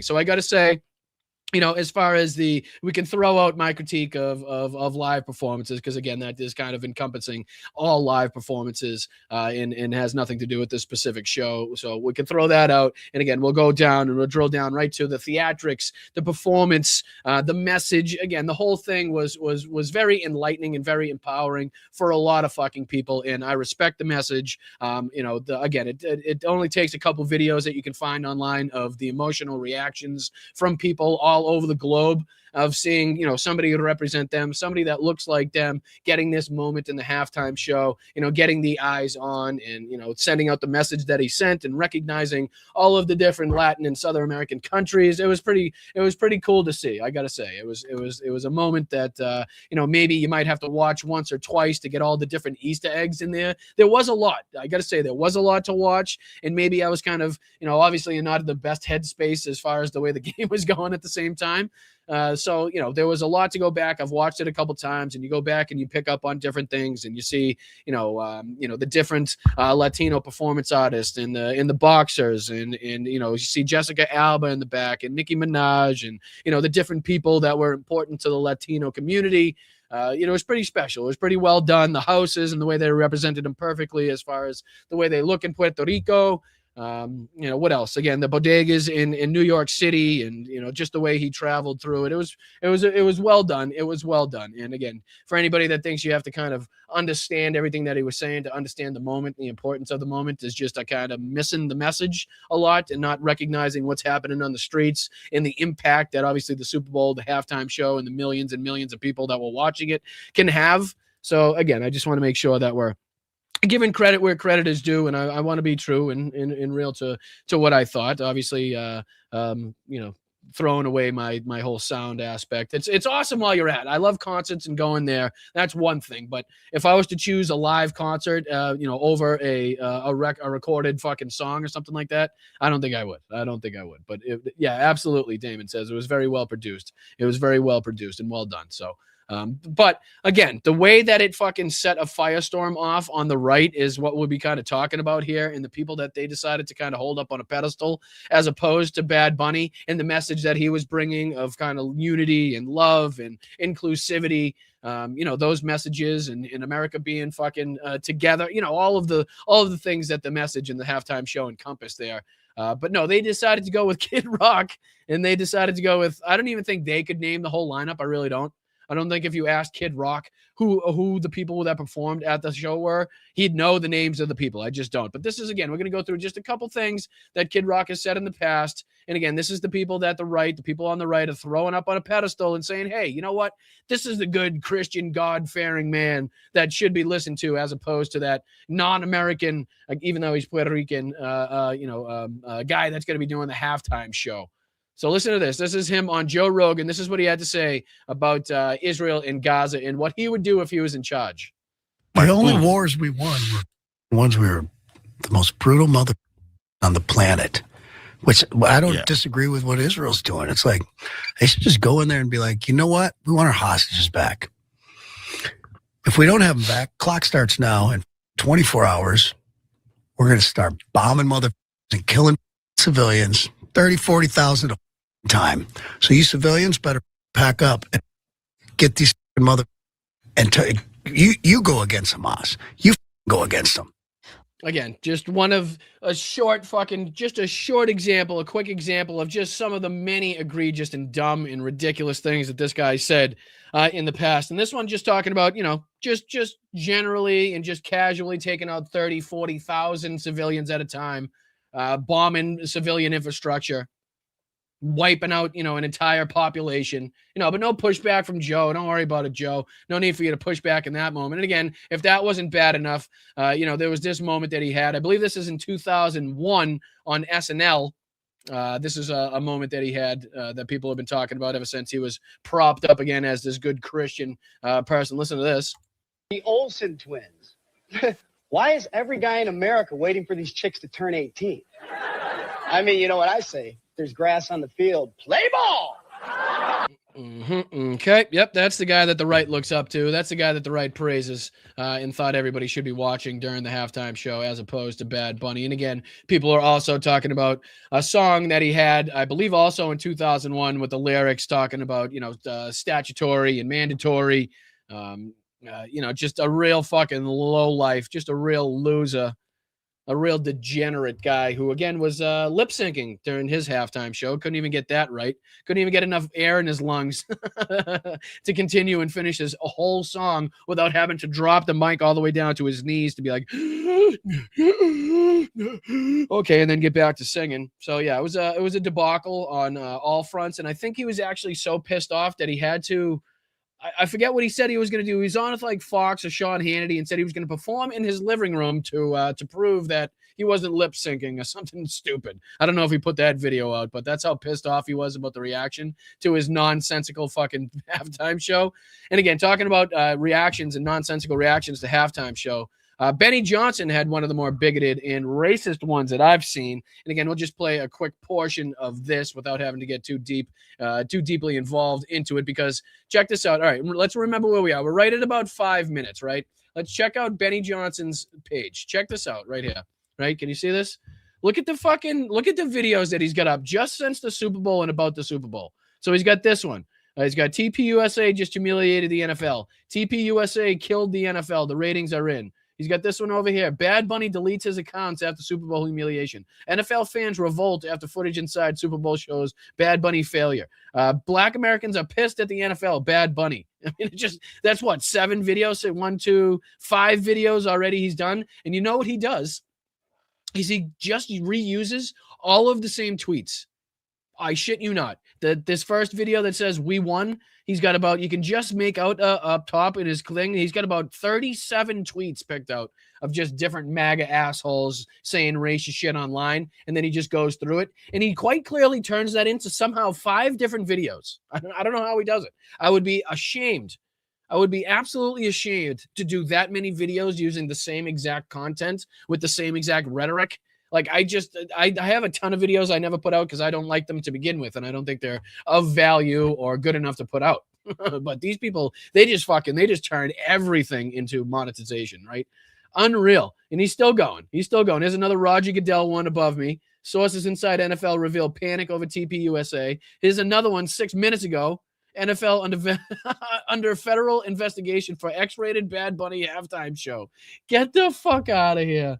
And then you got one here. Here's another one about the Kid Rock halftime show. So there's a good, 10 videos he's done on this so far? Jesus Christ. That's incredible. That is incredible. All right, let's go back because we're at 5 minutes. And here's him making fun of Bad Bunny. We'll go back to 5 minutes, I think we were at, where he picks up his kind of his play-by-play. This is where he tries to explain. This is basically where he shows that he has absolutely no idea what's going on or taking place in this. No idea that those are sugar canes. No idea about the history of the power lines and, again, the hurricane and the significance of the 64, right? No idea about any of these little Easter eggs that people, including myself, definitely had to go back in a lot of these circumstances and check up on and look back on, and we could see the historical significance, right? You can see that a lot of the businesses that he used were actual businesses. The addresses on them were the actual address so that they could fucking drum up business and keep these Latino and Puerto Rican businesses open for a long time to come. So check this out. This is him trying to walk through to his fans what was actually taking place during the halftime show. Listen to this bullshit. Doesn't make any sense.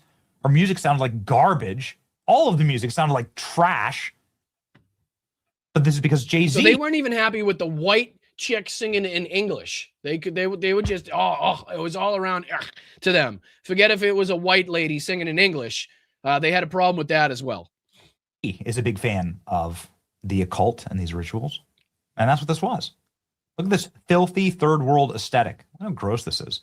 Look at this filthy third world aesthetic. Why? How is this? Dancing on what looks to be a fully refurbished fucking classic truck, which any badass would love to have. I mean, look at that fucking thing. That thing's mean looking. Brand new tires on it, new rims. Looks like it was just redone. Got the toolbox on the back of it. You buy the sugar cane, which again has historical and contextual reference to his homeland and the areas, the general areas surrounding it as well.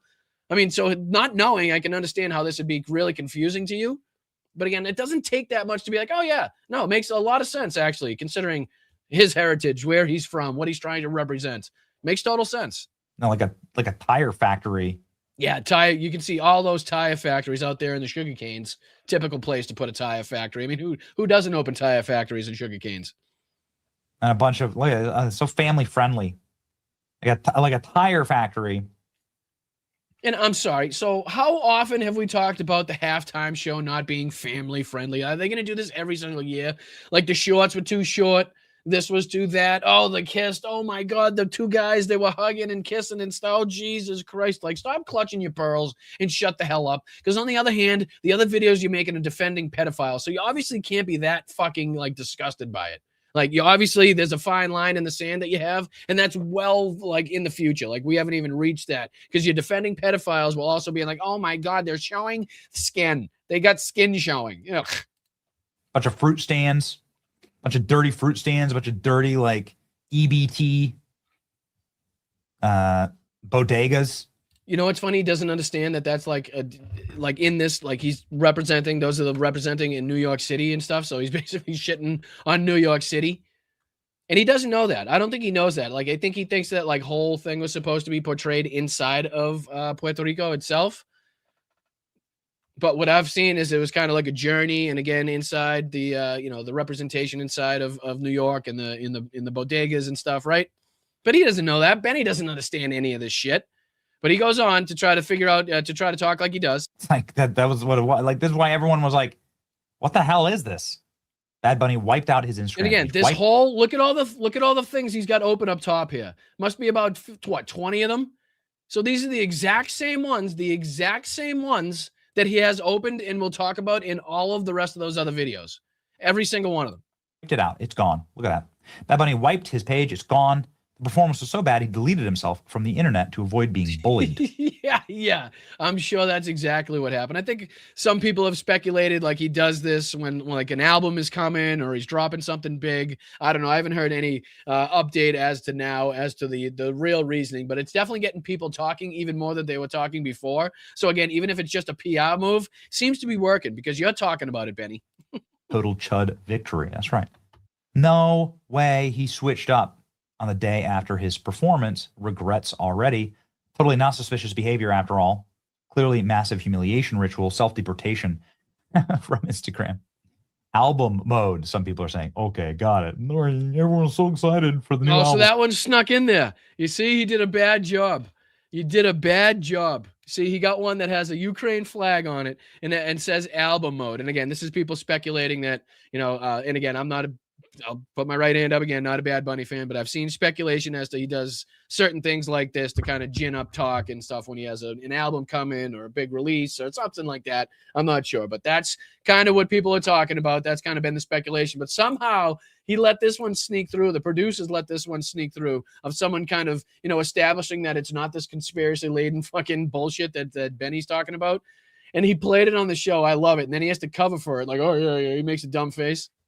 Album mode, some people are saying. Okay, got it. Everyone's so excited for the new album that nobody can sing along with. Nobody knows a single Bad Bunny song. Nobody cares. NFL was acting like this. Lots of motherfuckers. Again, the most popular artist on the planet, the number one streamed artist on the planet for 3 or 4 years straight. I'm pretty sure some people know his songs. I'm going to go out on a limb and say, considering the 135 to 140 million people that watched the halftime performance, I'm gonna say they know his songs. I'm gonna say that's probably a thing that people know is his songs. Guy was some type of like big time performer. Nobody cared. The performance was that bad. LMAO. Again, the number one streamed artist in the world. let's just get that really fucking clear as to why. I don't know, he's saying that he's not popular is just a ridiculous statement at this point to make, right? It's like saying Michael Jackson wasn't popular. It's like, what? Dramatic guy. Best thing I've seen so far. And again, these are just all, and I'm playing this just to show you, these are all just recycled tweets that he's using to make as many videos as possible about this. And then he goes on to talk about, I think, the amount of views or something like that, because if I'm not mistaken, let me see, maybe that's at the beginning. Let me see here. Because he tries to compare the views that the TP USA thing got, which I think was like, I don't know, maybe, I think they say 5 million concurrent, but there's even discrepancies on that, considering that the chat really didn't kind of look like a chat that had 5 million people in there. A lot of people are saying.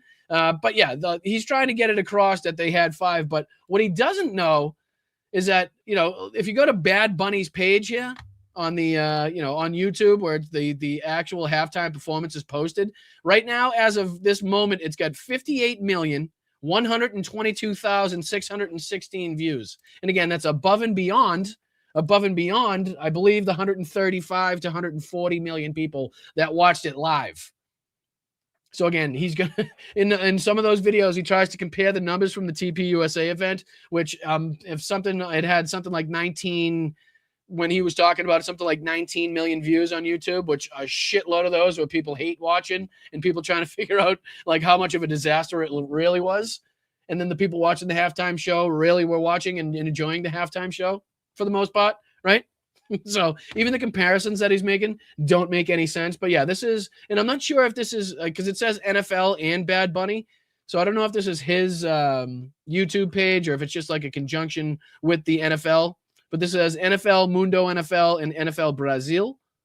And this has, again, 58,122,616 views as of right now, 155,873 comments, 2.8 million likes. So this has almost as many likes as the Turning Point event got concurrent viewers. If, and a big if, we are to take the numbers that they are coming out with, to heart as reality, as fact, which, again, you probably should never do without further confirmation on that. But all right, last thing that we have to dive into today, and then I'm going to get you guys out of here, is, more right-wing and bigoted racist reaction to the Bad Bunny halftime Super Bowl halftime presentation performance, because they didn't like it.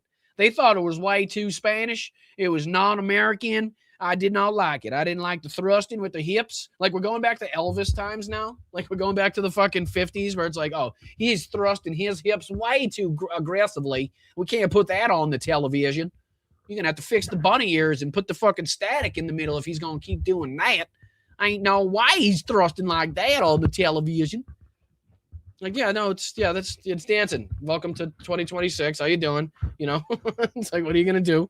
But this is, again, just the beginning of Piers Morgan, because he actually had a few moments in this that are worth talking about. At the end of it, he also goes on to discuss the Obama post by Donald Trump, depicting them as what they were depicted as we already know. So he goes on at the end of this to have a good conversation as well. But I just want to touch on the beginning where he has Megyn Kelly on solo, right, and ask her about her opinions, her thoughts on the halftime show, and she just fucking loses her shit. She just goes completely off the rails in a fucking way that I think surprises even Piers Morgan. But listen to the way that Piers kind of describes it himself, right? He almost sounds reasonable, almost sounds like a normal human being when he describes it. So I don't know if like the hip surgery that he had and the medication he's taken has like turned him into a fucking liberal.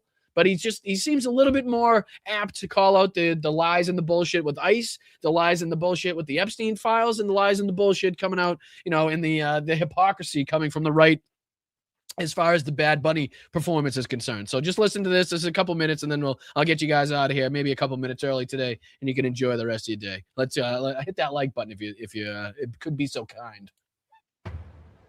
Absolutely terrible. One of the worst ever was the US president's verdict on the Super Bowl halftime show. Nobody understands a word this guy is saying, said Donald Trump. A slap in the face to our country. Trump didn't comment on the alternative all-American halftime show staged by Charlie Kirk's Turning Point USA, presumably because he was watching Bad Bunny. And the truth is that both the alternative show... I love that little dig he's got in there. He's like, well, he didn't comment on the Turning Point one, so one would have to assume he was just watching Bad Bunny the whole time. I like it. And the president's statement felt like they were contrived as a response to something which ultimately didn't happen. Many expected Green Day and Bad Bunny to use the biggest show in the world of television to skewer the president and rail against ICE. But actually, they didn't. Now, I'm no Bad Bunny apologist. I didn't know much about him, actually, before yesterday, and also don't speak Spanish, but I actually really enjoyed his performance. I thought the staging, the choreography, the theater was the best I've ever seen. And again, that is just a simple takeaway, right? That is not too difficult to say that the theatrics, to say that the performance, to say that the production, the choreography, the theme of it, right, the story of it, right, was well done, but you didn't have to understand what he was saying. It may not have been your type of music, right? May not have been your vibe exactly. Maybe the sound wasn't what you thought it was. But again, that doesn't take away from the historical significance. That doesn't take away from the representation of the people that deserve it, right? That doesn't take away from the reaction of the people that were so emotional in just seeing their country, their people being represented in a moment like this. Like, it doesn't take much. And again, even Piers Morgan, even fucking Piers Morgan can at least sound something like a human being when talking about these things. But then don't worry, he's got Megyn Kelly to jump in here like a rabid fucking wolf for the bigotry and the racism. So don't worry, it's coming. Halftime show. And actually, the message was about togetherness and love and unity. What's wrong with that? He didn't perform in Spanish, to prove a point, he always sings in Spanish, just as Luciano Pavarotti sings in Italian. The criticism of the whole thing is that he sang in a language spoken by 60 million Americans, including the Secretary of State. Is that a problem? Like I said, the president used to play Pavarotti's Nessun Dorma at his campaign rallies. It even played at the end of the emotional 2024 RNC as Trump accepted his nomination just days after being shot. Nessun Dorma, to remind you, is entirely in Italian. Well, I'll be joined by my panel in a moment. First, let's hear from the host of the Megyn Kelly Show, Megyn Kelly. Skeletor now in here from the latest Tim Burton theme show. Megyn Kelly coming in here to be a bigot and a racist and to shout and yell and scream like a fucking lunatic. But again, that was kind of like a reasonable take from Pierce, right? Wasn't expected. I didn't expect Pierce to kind of have that take. I figured he was going to go the other way. But, you know, for what he just said, and now to have Megyn come in, I'm sure she's not going to be too pleased to hear what side of the aisle Pierce fell on as far as this category is concerned. Megyn, great to have you back on Uncensored. Great to see you back sort of on your feet and looking so well, Pierce. Do you know what? I took my first steps. I felt like Neil Armstrong today. I was walking along my high street with 2 crutches, 24 days after. Yeah, we don't care. Ask a question. Breathing fresh air. Ask a question. You're screwed. It's so true. But you're strong. Good for you. I'm amazed. I saw that picture and I thought, we don't care. With the 2 crutches, but we don't care. I admire your strength as always. Do you know what? I mean, I won't labor the point, but 100,000 people a year in the UK alone have hip replacements. Oh, for Christ's sakes, Pierce, enough about your hip. It's a big thing. Hip replacements are the new cool thing. That's right. And now you don't have to worry about it in 15 years like the rest of us will. Look, we're getting older, Pierce. That's the truth. You know what? You sent me the best response. We never die young. So we've got that going for us. Fingers crossed. Well, talking of pains in the ass, let's get into something, because there are going to be some things that I talk about with you where we're going to be in total agreement.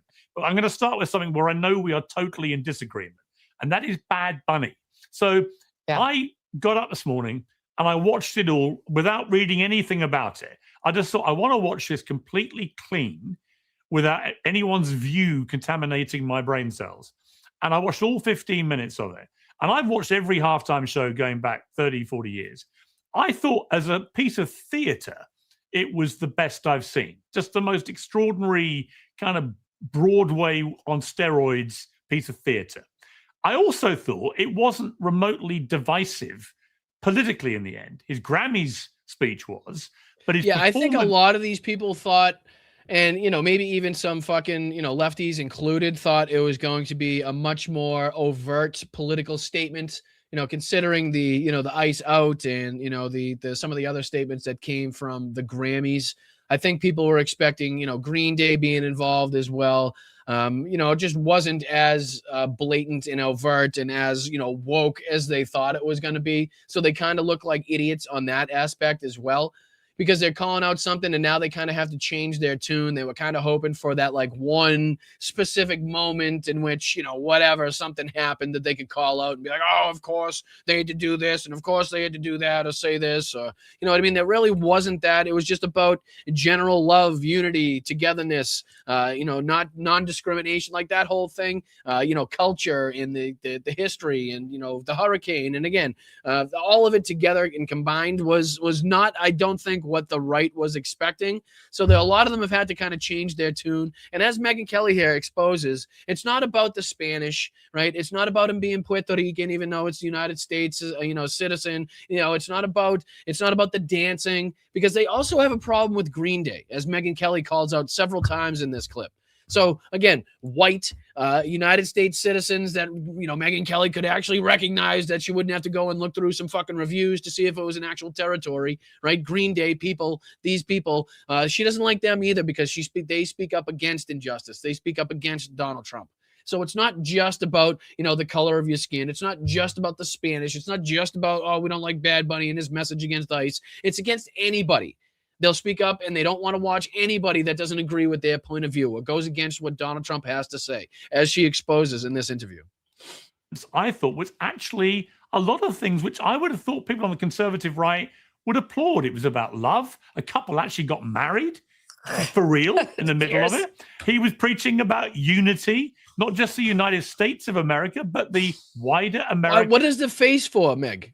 What is the face for? Is that the face you used to make to Roger Ailes before you left Fox News and had to get the set? Is that the face? What face is that? I'm not understanding what face, because as he's explaining to you, it was quite clearly not in the lyrics, also in the message, also in the boards, also in the fucking in the signs behind it. Like, I don't understand why what's the faces for?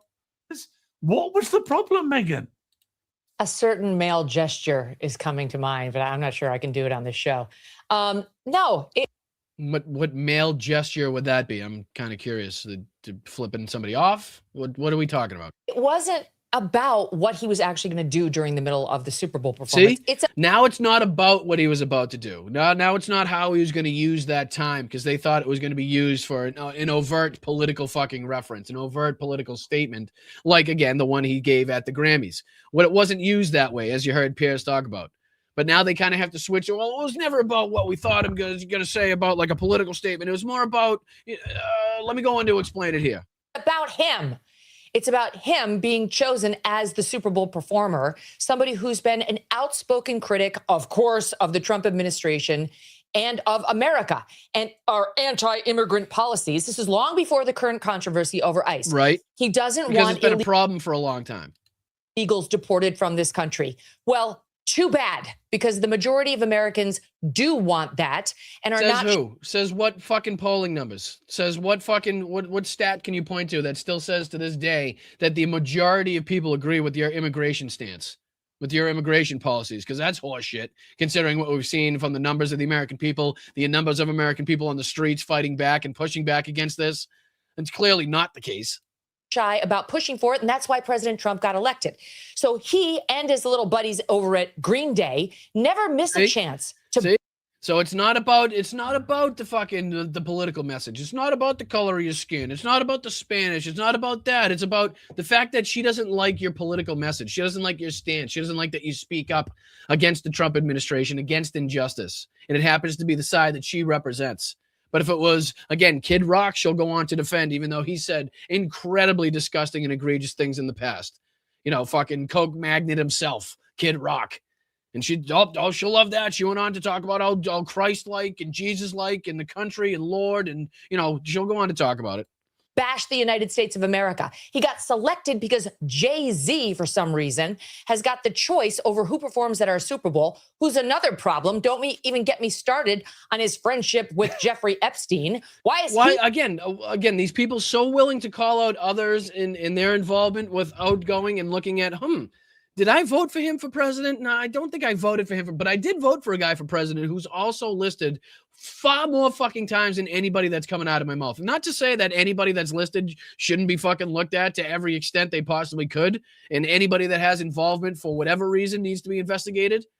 That's not to say that, but for her to be like, oh, we got to talk about this person and that person, while never once having Donald Trump's name fly out of her mouth as somebody that should be looked at a little bit more closely as to what happened and the allegations that we saw coming out of these fucking emails and the files and the hotlines and the tip lines. Not a single time will it come out of her mouth, but she's more than willing, as are all these fucking people, to continuously bring this up. And I do think they've bought into this, like, how Donald Trump said, like, oh, I've been completely exonerated by the Michael Wolff bullshit, which is completely a misrepresentation of even what that says. But I think they feel free now. Like, they're so free. We're like, okay, we can now speak about this and not have to worry about Donald Trump's involvement because he said he's been exonerated. It's like, no, bitch. That ain't how it works. It ain't going to work like that. It's not working like that. And it certainly isn't going to work like that in the future. Choosing who's appropriate for American children to watch during our seminal sporting event. And I'm sorry, Piers, but to get up there and perform the whole show in Spanish is a middle finger to the rest of America. Who gives a... How is that a middle finger to the rest of America? Again, when's the last time that they had something like this, a representative like this, have that opportunity? When has that ever been given to, again, what did he say, the 60 million plus Americans that speak Spanish in this country? Not to mention the God knows how many that do enjoy watching it and have that culture down in Central and South America. Again, Central and South America. Again, a lot of people getting some lessons as far as what the United States of America and the difference between the continent of America is. I love it. It's those are some of my favorite videos going on social media right now of idiots exposing themselves and how much they didn't pay attention in geography. I love it. It's pretty good. It's pretty good. I love when people get exposed like that. But yeah, I mean, just for her to be like, well, now it's back to the whole Spanish aspect. Before it wasn't about the Spanish, right? It was about him and the bad things that he said about ICE and immigration. Well, now it's back to, well, Damn it that is we about have the 40 Spanish. 40 Shut million. up, Megan. You speak when I tell you to speak. Sorry, it hit my headphone in the air. But now it's back to the whole Spanish thing and how it's now that's a slap in the face. That's a slap in the face. Well, guess what? 135 million people that watched it tend to enjoy it. Spanish speakers in the United States. We have 310 million who don't speak a lick of Spanish. This is supposed to be a unifying event for the country, not for the Latinos, not for one small group, but for the country. We don't need a black. What's to say that the Super Bowl halftime show is supposed to be a unifying event? Since when are you about unifying the country? Seems to be an odd choice of words for, again, not only somebody representing the Republican Party, but also representing the immigration policies of right now. The talk of unity. It's funny how you continuously bring that up now when you've had a problem when any African-American performer has performed at halftime, even though, again, American, speaking English, you still find in reasons as to why people shouldn't watch it. Oh, this was way too much. This has way too much black culture in it. This was way too black for me. Turn the halftime show off and watch something else. I mean, you guys always have your little fucking snowflake sensibilities are always being offended by something. Whether it's, oh, I don't like their politics or, oh, I don't like the language he's speaking. Shut up. Watch the show. If you don't like it, fucking go eat some fucking food and shut the fuck up. Get yourself a cheeseburger. You don't have to watch it. National anthem. We don't need a Spanish-speaking, non-English performer, and we don't need an ICE or America hater featured as our primetime entertainment. An American ICE hater, an American hater, if that's what you want to call him. But I think he thinks the opposite, and he wants it to come to its best potential, right? And bringing people together and not fucking harming other people. And like he said, having love be more powerful than hate. I think there was a pretty specific message to be had by the halftime show if we paid attention, or if you're watching enough times, right? It's pretty clear. Okay, what is the national language officially? The national language of the United States of America? I mean, English. And there's been a push for many years to make it an official. You don't have one. Documented thing. You don't have one. So as of right now, it's not an official documented thing, is what you meant to say, right? It's a funny way to say that we don't have one. Well, one more time, because I love when she gets caught in this. Okay, what is the national language officially? The national language of the United States of America? I mean, English. And there's been she's going to say English, but let me go on and tell you how that it's not English. That's a funny way to answer a question like that, Meg. Push for many years to make it an official. You don't have one. Documented thing. You don't have one.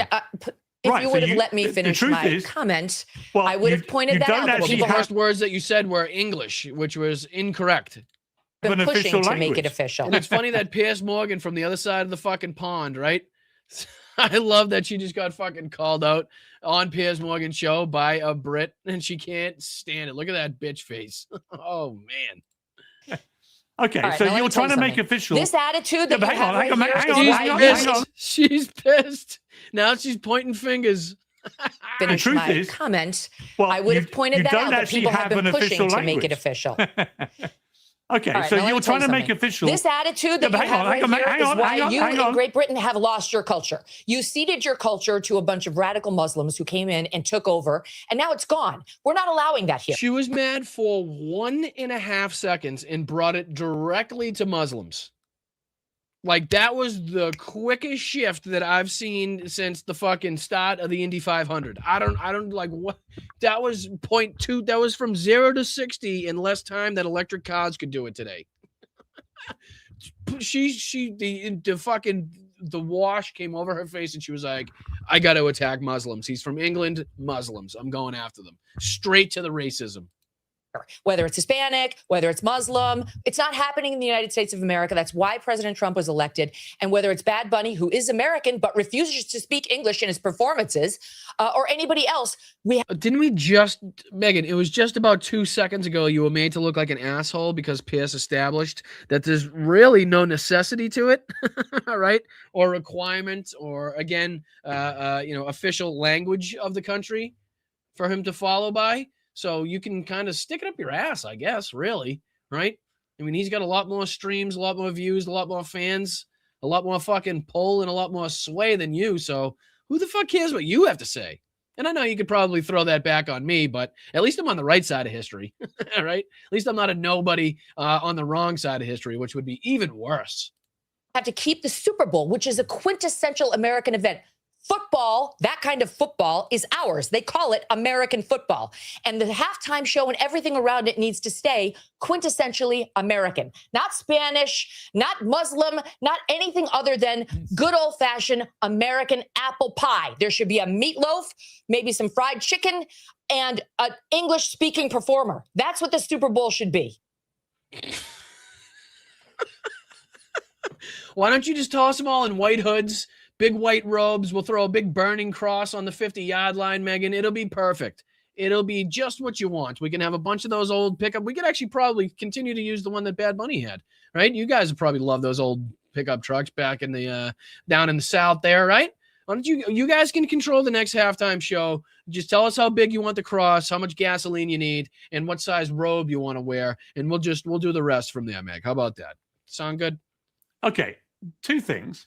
One, you've conceded you don't have a national language in the United States officially. And secondly, the language you do want to be your official language is my language. The language of the country you think has gone to pot. So my obvious follow-up is, Megan, why do you want English as your national language if you think England has gone to hell in a handcart? Pierce, I think those medications for your hip have gone too far. You need to... We need to dial back a pill or two, okay?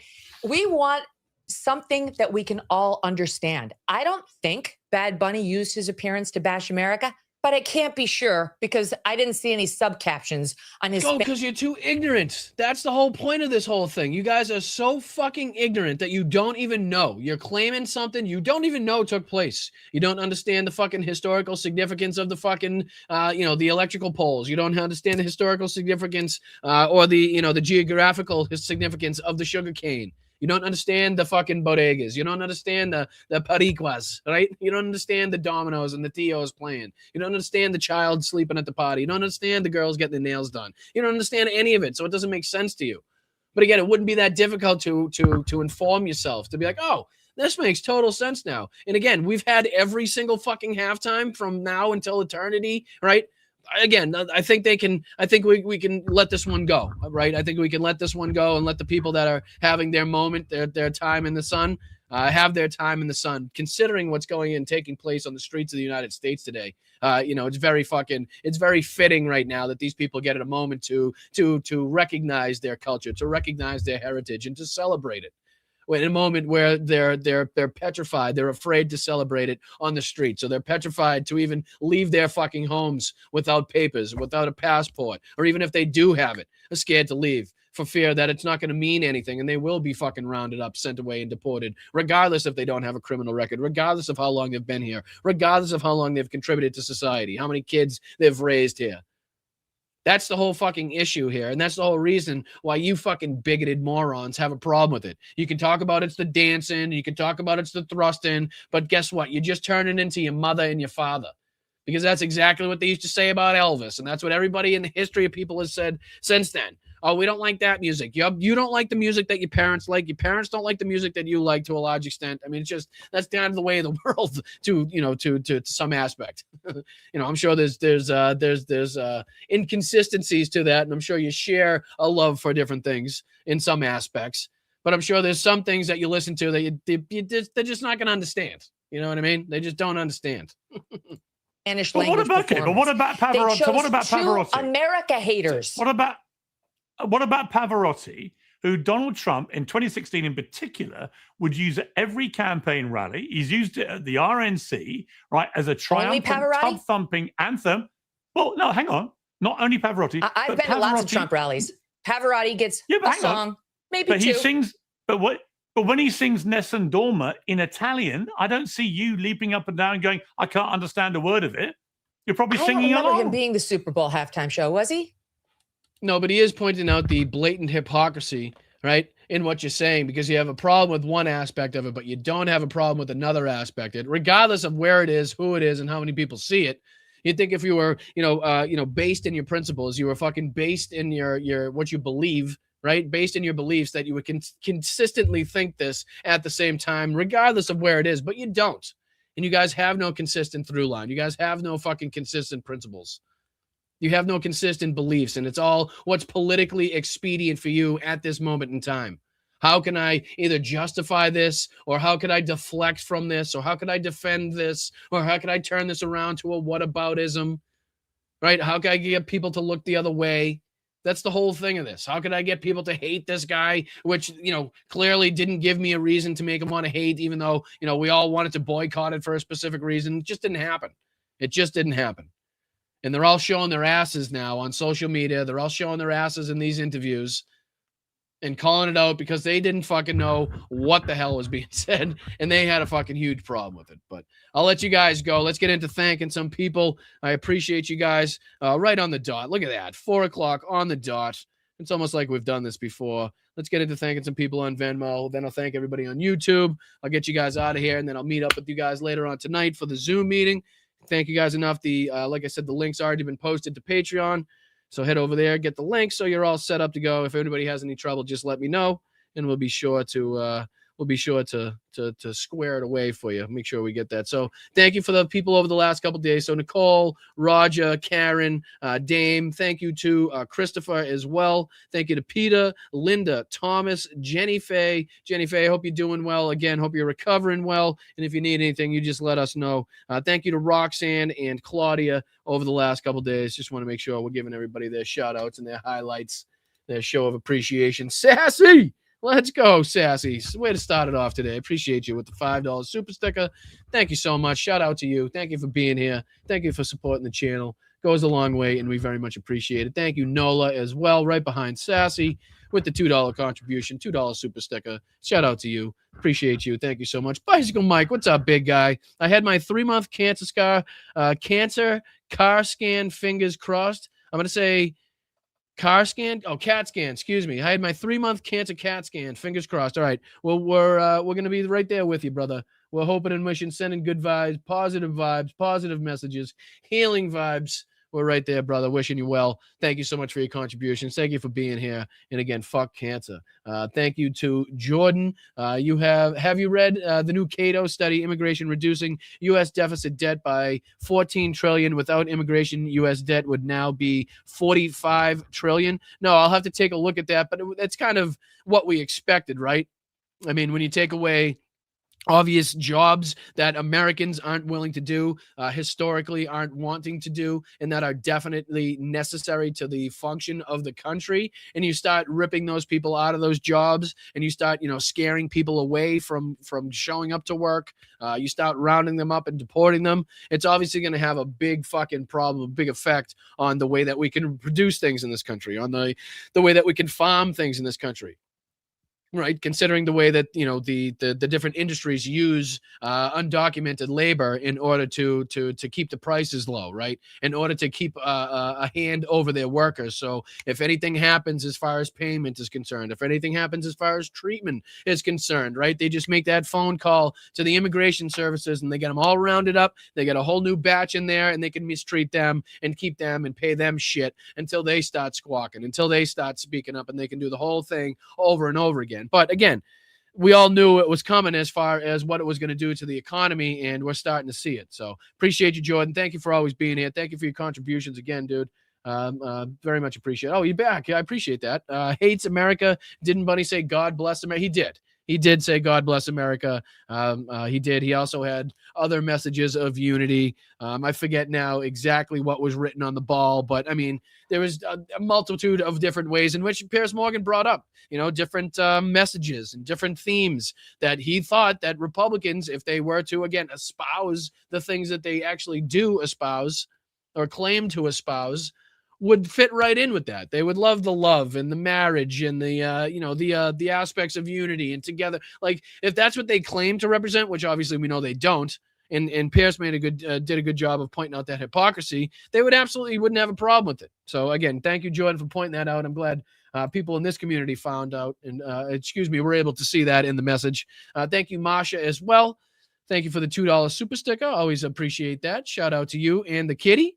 As always, thank you so much, JD, right behind her with the 99-cent super sticker going right in the swear jar, my brother. Thank you for everything that you do. Thank you, Yakov. Congratulations for being here for 13 months. Let's go, brother. Let's fucking go. Love you, Bri. Love you, chat. Right back at you, brother. Thank you. I did the horns again. I thought I finally fucking rid of myself of that. I don't know what happened. All of a sudden, I'm like Ozzy Osbourne fucking throwing them up. You know what I mean? Shout out, rest in peace too, by the way. Thank you to Yakov. Thank you to Jenny Faye. Appreciate you. Thank you for the 5. I'm doing good considering everything, Brian. Thank you. See everyone on the Zoom tonight. I appreciate that. Thank you so much. Thank you for everybody that's going to be showing up to that. Thank you to everybody that sent in a super sticker, a super chat, contributed on Venmo. Can't thank you guys enough for everything that you do. And it's only with your help and contribution and financial support that this channel and, account continues to keep running. We don't have any financial backers. We have no ad revenue coming in. We don't sell you anything as far as products. We have no financial backers to the show. If I didn't already mention that, we don't charge you for any content. The Substack is free. I know I'm probably doing everything ass backwards as far as trying to make money in this fucking business is concerned, but I feel like I'm trying to do it the right way. And again, it's only with the help and the financial contributions and respect and support of you guys that we continue to make this channel grow and we continue to go towards 20,000 subscribers. So I really do appreciate you guys. Thank you so much for everything. And again, thank you so much for everybody that's been contributing to the campaign here over on Help 99. You guys have been fantastic. And I want to make sure I give you guys all the shout outs and all the respect in the world for even bringing it this far. Again, over 10,381 euro, which is, again, somewhere roughly close to $13,000 raised in just under a month or just about a month, which is pretty substantial considering the size of the channel. I think that's about 4 or 5 months total of my YouTube salary would have to go into raising just that much for this campaign. So that just goes to show not only how not everybody on YouTube makes a fortune, but also how much you guys have impacted this donation, impacted this campaign, and made it kind of really take off. So I appreciate you guys. Keep sharing it out there. Like I said, at 50%, but we're not there all the way. We need to get to 100, obviously. This is just one milestone on the way to 100, on the way to 20,500 euros. So Slava Ukraina, Heroyam Slava, fuck ICE, fuck Donald Trump. I appreciate you guys. Thank you so much to the chat. Thank you so much to all the mods for keeping that chat a safe place. Thanks, Pops, for everything that you do in there, keeping everybody smiling and laughing in the chat, because I know you do.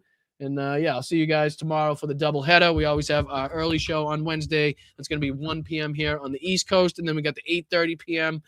Night show, basically 8:30 p.m. here on the East Coast, 5:30 on the West Coast. And again, the early show is 1 p.m. here on the East Coast and 10 a.m. on the West Coast. So check us out tomorrow. I appreciate you guys. Mod love. Thank you to everybody. Thank you to everybody watching. Thank you to everybody sharing. Thank you to everybody subscribing and liking. And thank you to everybody just, in any way in general helping this show grow. So very much appreciated. I'll see you tomorrow for the doubleheader. And keep kicking ass, guys. Very much appreciated. Stay loud, stay proud, stay aggressive. Keep your head in a swivel out there. Make sure you're staying proud.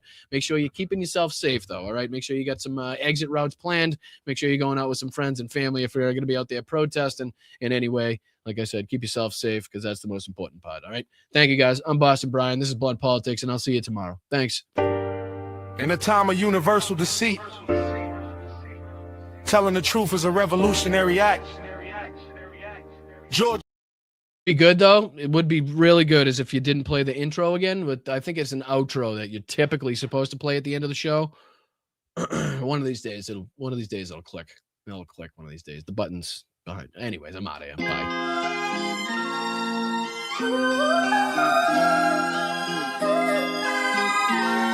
And yes, I still have to fix all the information.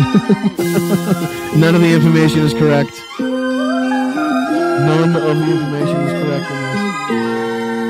I'll see you guys tonight on Zoom.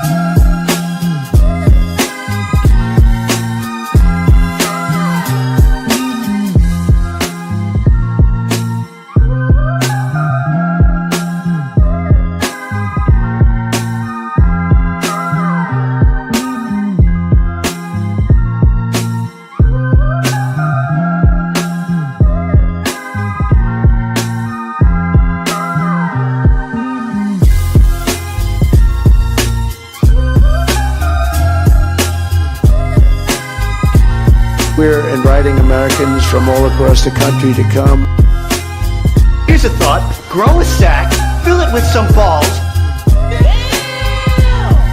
The kidney has a very special place in the heart. God bless the United States. For minors, do we love minors? I love minors. It's a new form of vicious violation to our country. You'll have a group of Venezuelan killers, street gangs, occupying the town with MK-47s. I know that gun very well. I got to know them. I've become an expert on guns.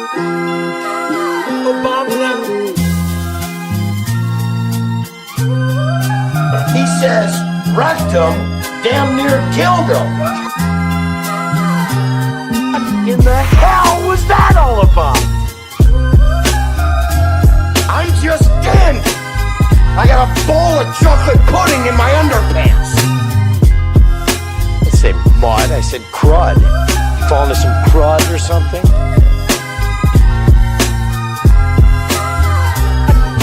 Here you got a little chubby going there. Gettysburg, what an unbelievable battle that was. The Battle of Gettysburg, what an unbelievable. I mean, it was so much and so interesting and so vicious. And taking it back to Nevada where he's wanted for banging horses. When you ran out the healthy arms, you ran out of really healthy. They had great arms, but they ran out. It's called sports. It's called baseball in particular, and pitchers, I guess you could say, in really particular. Brian, you're drunk. You're drunk. Brian, you're drunk. You're drunk. This guy's been drunk all day.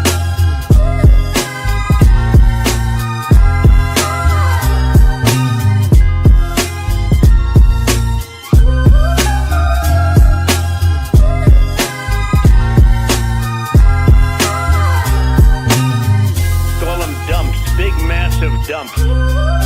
Oh, go fuck yourself. Bad news, bad news. Even when it's good news, it's bad news. What uranium is, right? This thing called nuclear weapons and other things. Like lots of things are done with uranium, including some bad things. Where you going? Nowhere. I can just tell you that a con artist is about to take over the Republican Party and the conservative movement, and we have to put a stop to it. Man, I ain't falling for no banana in my tailpipe. Cacophony, a crescendo, a finale, a coup de grace. No, get those lights off! Off! Turn them off. They're too bright. Turn them off! I'm standing up here bashing the living shit out of Nazis.